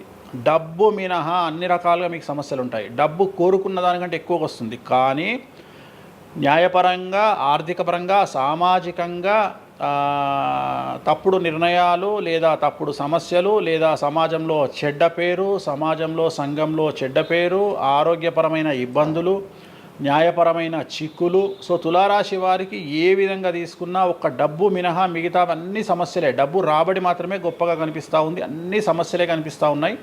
తిరునల్లార్ శనీశ్వర ఆలయంలో ప్రత్యేకమైన శని పూజ నిర్వహించుకోవడం ద్వారా సమస్యల నుండి బయటపడతారు. సో నెక్స్ట్ వృశ్చిక రాశి. సో వృశ్చిక రాశి వారికి అర్ధాష్టమ శని వెళ్ళిపోతూ ఉంది. సో చాలా అనుకూలంగా ఉంటుంది. కళాకారులకు, సినిమా స్టార్స్కు, టీవీ వాళ్లకు, మీడియా వాళ్లకు చాలా అనుకూలంగా ఉండబోతూ ఉంది. రాజకీయ నాయకులకు విశేషించి యోగకాలంగా భావించాల్సి ఉంటుంది. విద్యార్థులకు ఉత్తీర్ణత శాతం పెరుగుతుంది. వీసాలు దొరుకుతాయి. అలాగే విదేశాలకు వెళ్ళే వారికి ఉద్యోగాలు దొరుకుతాయి. అలాగే ఉత్తీర్ణత శాతం పెరుగుతుంది. ప్రేమ వ్యవహారాలు ఫలిస్తాయి. భార్యాభర్తల మధ్యన అన్యోన్యత ఉంటుంది. అవివాహితులకు వివాహ సూచనలు ఉంటాయి. అలాగే సంతానం లేని వారికి సంతానం ఉంటుంది. సో వృశ్చిక రాశి వారికి అన్ని రంగాల, అన్ని వర్గాల వారికి పూర్తి అనుకూలతలు ఉంటాయి. రెమెడీస్ ఏమీ లేవు, నెగిటివ్స్ ఏమీ లేవు. సో నెక్స్ట్ ధనుస్సు రాశి. ధనుస్సు రాశి వారికి ఈ నెల మార్చి 30 ఉగాది నుండి అర్ధాష్టమ శని ప్రారంభమవుతూ ఉంది. సో కొన్ని సమస్యలు, ఆర్థికపరమైన ఇబ్బందులు ఉంటాయి. పెట్టుబడుల విషయంలో జాగ్రత్తగా ఉండండి. మరీ ముఖ్యంగా తల్లికి సంబంధించిన ఆరోగ్యం మిమ్మల్ని కలవరపెట్టవచ్చు. సో తల్లిగారి ఆరోగ్యం పట్ల జాగ్రత్తలు తీసుకోండి. అలాగే పెట్టుబడుల విషయంలో జాగ్రత్తలు తీసుకోండి. సమాజంలో చెడ్డ పేరు వచ్చే అవకాశం ఉంది కాబట్టి జాగ్రత్తగా ఉండండి. సో ధనుస్సు రాశి వారు తిరునల్లార్ శనీశ్వర ఆలయంలో ప్రత్యేకమైన శని పూజ నిర్వహించడం ద్వారా సమస్యల నుండి బయటపడతారు. సో నెక్స్ట్ మకర రాశి. గత 10 సంవత్సరాల నుండి మకర రాశి వారు పడుతున్నటువంటి బాధలన్నీ తొలగిపోతాయి. 7.5 సంవత్సరాల ఏలినాటి శని వెళ్ళిపోతూ ఉంది. సో పట్టిందల్లా బంగారంగా ఉంటుంది. ఆర్థికంగా, సామాజికంగా, రాజకీయంగా, న్యాయపరంగా, వివాహపరంగా, సంతానపరంగా, అవివాహితులకు వివాహ యోగ సూచనలు, సంతానం లేని వారికి సంతానము, ఉద్యోగం లేని వారికి ఉద్యోగము, విదేశాల్లో ప్రయత్నం చేసే వారికి అనుకూలతలు, అలాగే ట్రాన్స్ఫర్సు, ప్రమోషన్స్ అన్నీ కూడా అనుకూలంగా ఉన్నాయి. ఎటువంటి రెమెడీస్ అవసరం లేదు. కానీ ఒకే ఒక్క విషయం, భార్యాభర్తల మధ్యలో గొడవలు వచ్చేటువంటి అవకాశాలు కనిపిస్తూ ఉన్నాయి. మకర రాశి వారికి ఎడబాటు కనిపిస్తూ ఉంది. ఆ ఒక్క విషయంలో జాగ్రత్తలు తీసుకోండి, కోపాన్ని తగ్గించుకోండి. సో నెక్స్ట్ కుంభరాశి. కుంభరాశికి 2వ స్థానంలో షష్టగ్రహ కూటమి ఏర్పడుతోంది కాబట్టి ధన నష్టం అనేటువంటిది ఏర్పడబోతూ ఉంది. అతి పెద్ద ధన నష్టం మీరు పెట్టేటువంటి ఇన్వెస్ట్మెంట్ రూపంలో కావచ్చు, భూములు కొన్నా, ఇండ్లు కొన్నా, లేదా ఏదైనా వ్యాపారంలో పెట్టుబడి పెట్టినా చాలా తీవ్రమైన ధన నష్టాన్ని మీరు ఎదుర్కొనే అవకాశం ఉంది. కాబట్టి తొందరపాటు చర్యలు, తొందరపాటు నిర్ణయాలకు దూరంగా ఉండండి.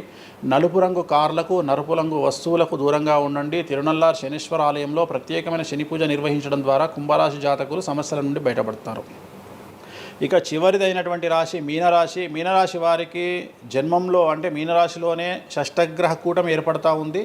సో చాలా సంచలనాలు ఉంటాయి. నెగిటివ్సే కనిపిస్తూ ఉన్నాయి, పాజిటివ్స్ ఒక్కటి కూడా కనిపించడం లేదు. ఆర్థికంగా, న్యాయపరంగా, సామాజికంగా, ఆరోగ్యపరంగా, కుటుంబపరంగా అన్ని రకాల ఇబ్బందులు ఎదుర్కొంటారు. సంచలనాలు ఫేస్ చేయాల్సి వస్తుంది. కుటుంబంలో ఆరోగ్యపరమైన ఇబ్బందులు ఉంటాయి, ఆర్థికపరమైన నష్టాలు ఉంటాయి, భార్యాభర్తల మధ్యన గొడవలు ఉంటాయి, ఎడబాటుకు దారితీసే అవకాశం ఉంది. తల్లిదండ్రుల్లో వారికి ప్రాణగండం కనిపిస్తూ ఉంది. సో చాలా సమస్యలు మీనరాశి వారు ఫేస్ చేసే అవకాశం ఉంది. తిరునల్లార్ శనీశ్వర ఆలయంలో ప్రత్యేకమైన శని పూజ నిర్వహించడం ద్వారా ఈ సమస్యల నుండి బయటపడేటువంటి అవకాశాలు ప్రస్ఫుటంగా కనిపిస్తున్నాయి. ఇవి 12 రాశుల వివరాలు. స్వామి, ఇది మామూలుగా పంచాంగం చూసి చెప్తూ ఉంటారు, మీరు ఏం చూడకుండా ఇవన్నీ ఎప్పుడు నోటికి వస్తాయి కదా, ఇంకెందుకు? ఎవరెవరు ఎక్కడున్నారో తెలుసు కదా. అచ్చా. శని కుంభంలో ఉన్నాడు, మీనంలోకి వస్తున్నాడు ఈ నెల 30. ప్రజెంట్ వృషభంలో గురువు ఉన్నాడు, మే 9కి మిథునంలోకి వస్తున్నాడు. Practice makes perfect. రోజు ఒక్క జాతకం రాయడానికి, రోజు 100 జాతకాలు రాయడానికి చాలా తేడా ఉంటుంది కదా. చూసి ఉన్నాం కదా, పెద్ద అవసరం లేదు. టైం లేకుండా జాతకం చెప్పేవాడిని ఇండియాలో నేను ఒక్కడే. పుట్టిన టైం లేకుండా జాతకాన్ని చెప్పేవాడిని నేను ఒక్కడే. నాకు టైంతో పని లేదు. డేట్ ఆఫ్ బర్త్ ఇస్తే చాలు. నాకు చెప్తారా? డేట్ ఆఫ్ బర్త్ ఇస్తే చాలు. టైం వితౌట్ టైం నేను చెప్పేస్తాను జాతకం. ఇప్పుడు ఒకసారి చెప్పనా? నాది ఇప్పుడు చెప్పనా? ప్రాక్టికల్ ఎందుకు అన్ని సంచలనాలు చెప్తా కదా నేను, మళ్ళీ కెమెరా రికార్డ్ అయితే. ఓకే, వద్దులే. నాకు నార్మల్ చెప్పేది అలవాటు లేదు కదా. నా దగ్గరికి రావాలంటే ప్రిపేర్ అయ్యి రావాలి. అంటే నేను సొల్లుపురానని చెప్పా, 40 ఏళ్ళకి ఇల్లు కొంటావు, 50 ఏళ్ళకి నరుకుతావు, కొరుకుతావు, ఇవి కాదు. వచ్చే 6 నెలలు జైలుకు పోతావు. నీకు విషయం ఎవరిదైనా. సో ఈ టైంలో డివోర్స్ అవుతుంది, ఈ టైంలో యాక్సిడెంట్ అవుతుంది. అంటే చెడును తెలుసుకోవడం వల్ల చెడు నుండి బయటపడడం ముఖ్యంగా. నేను చెప్పినా చెప్పకుండా నువ్వు కారు కొంటావు. నువ్వు కారు కొనడం అనేది it is very normal, right? నువ్వు ఇల్లు కొనడం అనేది నార్మల్. నా దృష్టిలో చెడు చెప్పడం వల్ల చెడు నుండి తప్పించుకోగలిగితే చాలు అనేది. నేను నీ మంచిని ఎవడు ఆపలేడు, చెడు ఆపొచ్చు. ఇప్పుడు నువ్వు బెంజ్ కారు కొనుక్కుంటా అంటే, నువ్వు ఒక BMW కొనుక్కుంటా అంటే నేను ఆపను. కానీ BMW 140 పోతే ఆపుతా. నేనేమంటా, భగవంతుడు నీకు BMW ఇచ్చింది భగవంతుడు, కానీ 180లో పోయే కక్కుర్తి నీకుంటే నేను ఎవడు కాపాడలేడు. హైదరాబాద్ రోడ్లకు 120 లాస్ట్, 140 పైన బండి షేక్ అవుతుంది ఈ రోడ్లకు. సో 120 కంటే ఎక్కువ పోకు అని చెప్తా. కానీ దేవుడిని అయితే నీకు BMW ఇవ్వద్దు అని నేను చెప్పలేను కదా. సో నీకు BMW దేవుడు ఇస్తాడు. సో నువ్వు స్వయంకృత అపరాధం చేసుకోకుండా కాపాడాల్సిన బాధ్యత నాది. బాబు ఫ్యాటీ లివర్ ఉంది, మందు తాకు. బాబు రంగ్స్ దొబ్బినాయి, సిగరెట్లు ఆపేసాయి. బాబు ఇగో పనికి మాలిన కసినోనో పేకాటనో ఆడకు, ఉన్న ఆస్తంతా సర్వనాశనం అయిపోతుంది. సో ఇవి చెప్పడం నా ధర్మం. అంతేగాని నువ్వు కారు కొంటావు, నువ్వు తోపైతావు, తురుమైతావు, నువ్వు ఎట్లాగైతావు? ఈ లివర్ మీరు ఎలా చెప్తారు? లివర్ పోయింది ఇవన్నీ జాతకంలో రవి నీచంలో ఉంటే లివర్ పోతుంది. శని రవి కలిసి ఉంటే లివర్ పోతుంది, లివర్ క్యాన్సర్ వల్ల చనిపోతారు. శుక్రుడు రాహు కలిసి ఉంటే ప్రోస్టేట్ క్యాన్సర్ వల్ల చనిపోతారు. చంద్రుడు నీచంలో ఉంటే ఆడవాళ్ళకు బ్రెస్ట్ క్యాన్సర్ వస్తుంది. డాక్టర్లు చెప్తారు కదా. Medical astrology. ఇప్పుడు 100 మంది నాకు హైదరాబాద్లో ఫేమస్ డాక్టర్లు అందరూ నా క్లయింట్లు, నాకు ఫ్రెండ్స్. జ్యుడిషియరీ మీద నాకు అవగాహన ఉంది. శుక్రుడు రాహు కలిసి ఉంటే జైలుకు పోతావు. వాళ్ళు ఏం పోతే మీరు చెప్తుంటారా డాక్టర్లు? డాక్టర్లు ఇప్పుడు నువ్వు డాక్టరు, నువ్వు నాకు ఏం అడుగుతావు అంటే, నీ క్లయింట్ డేట్ ఆఫ్ బర్త్ నాకు ఇచ్చి నువ్వు నన్ను అడుగుతావు ఈయనకి ఏ క్యాన్సర్ వచ్చే అవకాశం ఉంది అంటే, నేను ఒక 3 ఆప్షన్లు చెప్తా. 3 ఆప్షన్లు చెప్పినాక నీకు క్లారిటీ వస్తుంది. నేను చెప్తా ఆయనకు ప్రోస్టేట్ క్యాన్సర్ వస్తుంది అని చెప్తా. ఎస్ ప్రోస్టేట్ క్యాన్సరే స్టేజ్ 2లో ఉన్నాడు అని చెప్తావు. ఆయన చెప్తాడు. చెప్పినాక ఈయన ఎన్ని రోజులు బతుకుతాడు డాక్టర్ స్వామి గారు అని అడుగుతా నేను ఆయన డేట్ ఆఫ్ బర్త్ని బేస్ చేసుకొని ఇక ఇన్ని రోజులు బతుకుతాడు అని చెప్తా. సో ట్రీట్మెంట్ వల్ల ఈయనకి ఏమైనా బెనిఫిట్ అయ్యే అవకాశం ఉందా అని అడుగుతాడు. అంటే అవుతుంది అని చెప్తా. ఎన్ని రోజులు బతుకుతాడు, ఇన్ని రోజులు బతుకుతాడు ట్రీట్మెంట్ చేస్తే. సో మేమిద్దరం కమ్యూనికేట్ చేసుకుంటాం. అంటే డాక్టర్కు నా మీద ఉండే నమ్మకం వల్ల నడుస్తుంది అది. అట్లనే జ్యుడిషియరీ విషయం ఉంది. జ్యుడిషియరీలో ఇప్పుడు ఉదాహరణ ఈడీ కేసు ఉంది, ఎవరి మీద జైలుకు పోయిండు. సో ఈడీ కేసులో బెయిల్ దొరకడం చాలా కష్టం. సో నేను బెయిల్ రావడానికి పూజలు చేస్తాను. దానికి కారాగార దోష నివారణ పూజ అని ఉంటుంది. సో ఆ పూజ చేయడం ద్వారా వాళ్ళకి తొందరగా బెయిల్ వస్తుంది. సో దీని మీద అవగాహన ఉండాలంటే జ్యుడిషియరీ మీద అవగాహన ఉండాలి. సో అందుకని నాకున్న సర్కిల్లో నేను ప్రతి విషయాన్ని మాట్లాడతా. నాకు ఏం అలవాటు, రైతుతో మాట్లాడతా. రైతు సబ్జెక్టు జుడిషియరీ జడ్జి కనిపిస్తే జడ్జితో జుడిషియరీ సబ్జెక్టు మాట్లాడతా. ఏసీపీ కనిపిస్తే ఆయనతో లీగల్ సబ్జెక్టులు మాట్లాడతా. డాక్టర్ కనిపిస్తే గైనకాలజిస్ట్తో గైనకాలజీ మాట్లాడతా. ఇప్పుడు ఉదాహరణ, నువ్వు ఇంత మాట్లాడుతున్నావు, నీకు అమ్మాయిల గురించి అవగాహన లేదు, అమ్మాయిల నెలసరి మీద నీకు అవగాహన లేదు. నాకు పూర్తి అవగాహన ఉంది. నా తల్లి, చెల్లి, అత్త, బిడ్డ అందరికీ సంబంధించి 4 రోజులు ఎందుకు టెన్షన్లో ఉంటారో నాకు తెలుసు. నెలసరిలో వాళ్ళని డిస్టర్బ్ నేను చెయ్యను. నా పెళ్ళం నా మీద అరిచినా మూసుకొని కూర్చుంటా, అంతేగాని విడాకులు ఇస్తాను బెదిరియా. అట్లనే డ్యాన్స్ చేసే అమ్మాయికి ఎన్ని కష్టాలు ఉంటాయి. ఒక హీరోయిన్ గురించి చాలా మాట్లాడుకుంటాం. డేట్లో ఉండే హీరోయిన్ డ్యాన్స్ చేయాలంటే ఎంత కష్టం, తనకు కంఫర్టబుల్ జోన్లో ఉండదు ఫిజికల్గా. సో అట్లాంటి అమ్మాయిల గురించి, వాళ్ళ కష్టాల గురించి నాకు తెలుసు. అలాగే పీసీఓడి, పీసీఓఎస్ అంటే ఏందో నాకు తెలుసు. సో హార్మోన్ ఇన్బ్యాలెన్స్ ఎందుకు వస్తుందో నాకు తెలుసు. వాళ్ళకు గడ్డాలు మీసాలు ఎందుకు వస్తాయో నాకు తెలుసు. వాళ్ళకు థైరాయిడ్ ప్రాబ్లమ్స్ ఎందుకు వస్తాయో నాకు తెలుసు. ఏ జాతకంలో ఏ గ్రహం ఎక్కడ ఉంటే ఎలా ఉంటుందో నాకు తెలుసు. అల్లు అర్జున్ లాంటి తోపు తురుము జైలుకి ఎందుకు పోయిండో నాకు తెలుసు. రేవంత్ రెడ్డి సీఎం ఎందుకు అయ్యిండో నాకు తెలుసు. రైట్, మీకు సూపర్ స్టారే కనిపిస్తున్న హీరో తెలుసు, కానీ సినిమాలు లేక సూసైడ్ చేసుకోవడానికి సిద్ధంగా ఉన్న హీరో నాకు కనిపిస్తాడు. అర్థమైందా? మీకు సూపర్ స్టార్ హీరోయిన్ కనిపిస్తుంది, కానీ ప్రేమ పేరుతో ఉన్న సొమ్మంతా తీసుకుపోయి మగవాడికి పెట్టి అడుగు తింటున్న హీరోయిన్ నాకు కనిపిస్తుంది. సో నాకు నెత్తిలో గ్రహాలు కనిపిస్తాయి తప్ప మనుషులు కనిపించరు. శివ అనే వ్యక్తి నాకు కనిపించడు. శివ నెత్తిలో ఉండే 9 గ్రహాలే కనిపిస్తాయి నాకు. జస్ట్ శివ అనేది ఒక పేరు నాకు, బట్ నా 9 గ్రహాలే కనిపిస్తుంటాయి. ఆడుతుంటాయి, డ్యాన్స్ ఆడుతున్నది నాకు కనిపిస్తుంటాయి. నెక్స్ట్ ఇట్లా జరుగుతుంది శివకు నెక్స్ట్ 1 ఇయర్లో. అది నాకున్న ప్రాబ్లం. కనిపిస్తాయా? నాకు అదే కదా, నా దరిద్రం అదే కదా, నాకున్న ప్రాబ్లం అదే కదా. సో నాకు నీ జాతకం ఏందో నాకు కనిపిస్తుంటుంది తర్వాత. అందువల్లనే అట్లా ఆపుకోలేక నోటి దురద వల్ల తొందరపాటు చెప్పే ఇట్లాకి వచ్చిన. అందుకనే ఆపుకుంటున్న వాటిని. అది ఇప్పుడు నా చూసి అన్నీ చెప్పేస్తారు, మొత్తం కనిపిస్తున్నాయి. అది ఏదో మన సినిమాలో ఉంటుంది, ఆయనకి మొత్తం ఇక్కడ రాత కనిపిస్తుంటుంది. భగవంతుని దయ అంతే. Okay done. థ్యాంక్ యూ స్వామి గారు. టైం లేక మనం తక్కువ తప్పకుండా మళ్ళీ త్వరలో 4-5 నెలల్లో మళ్ళీ మంచిగా చేద్దాం, మళ్ళీ కలిసి మళ్ళీ మాట్లాడదాం. Thank you so much interview ఇచ్చిన. మరొకసారి ప్రేక్షకులకు శ్రీ విశ్వావసునామ సంవత్సర ఉగాది శుభాకాంక్షలు. ఈ సంవత్సరం అంతా శ్రీ వెంకటేశ్వర స్వామి వారి అనుగ్రహంతో మీకు అన్ని శుభాలే జరగాలని కోరుకుంటూ ఓం నమో Venkateshayya. Thank you so much. చూసారు కదా ఇంటర్వ్యూ. ఇంకో గెస్ట్తో మళ్ళీ మీ ముందుకు వస్తాం. అంతవరకు సీ. బాయ్.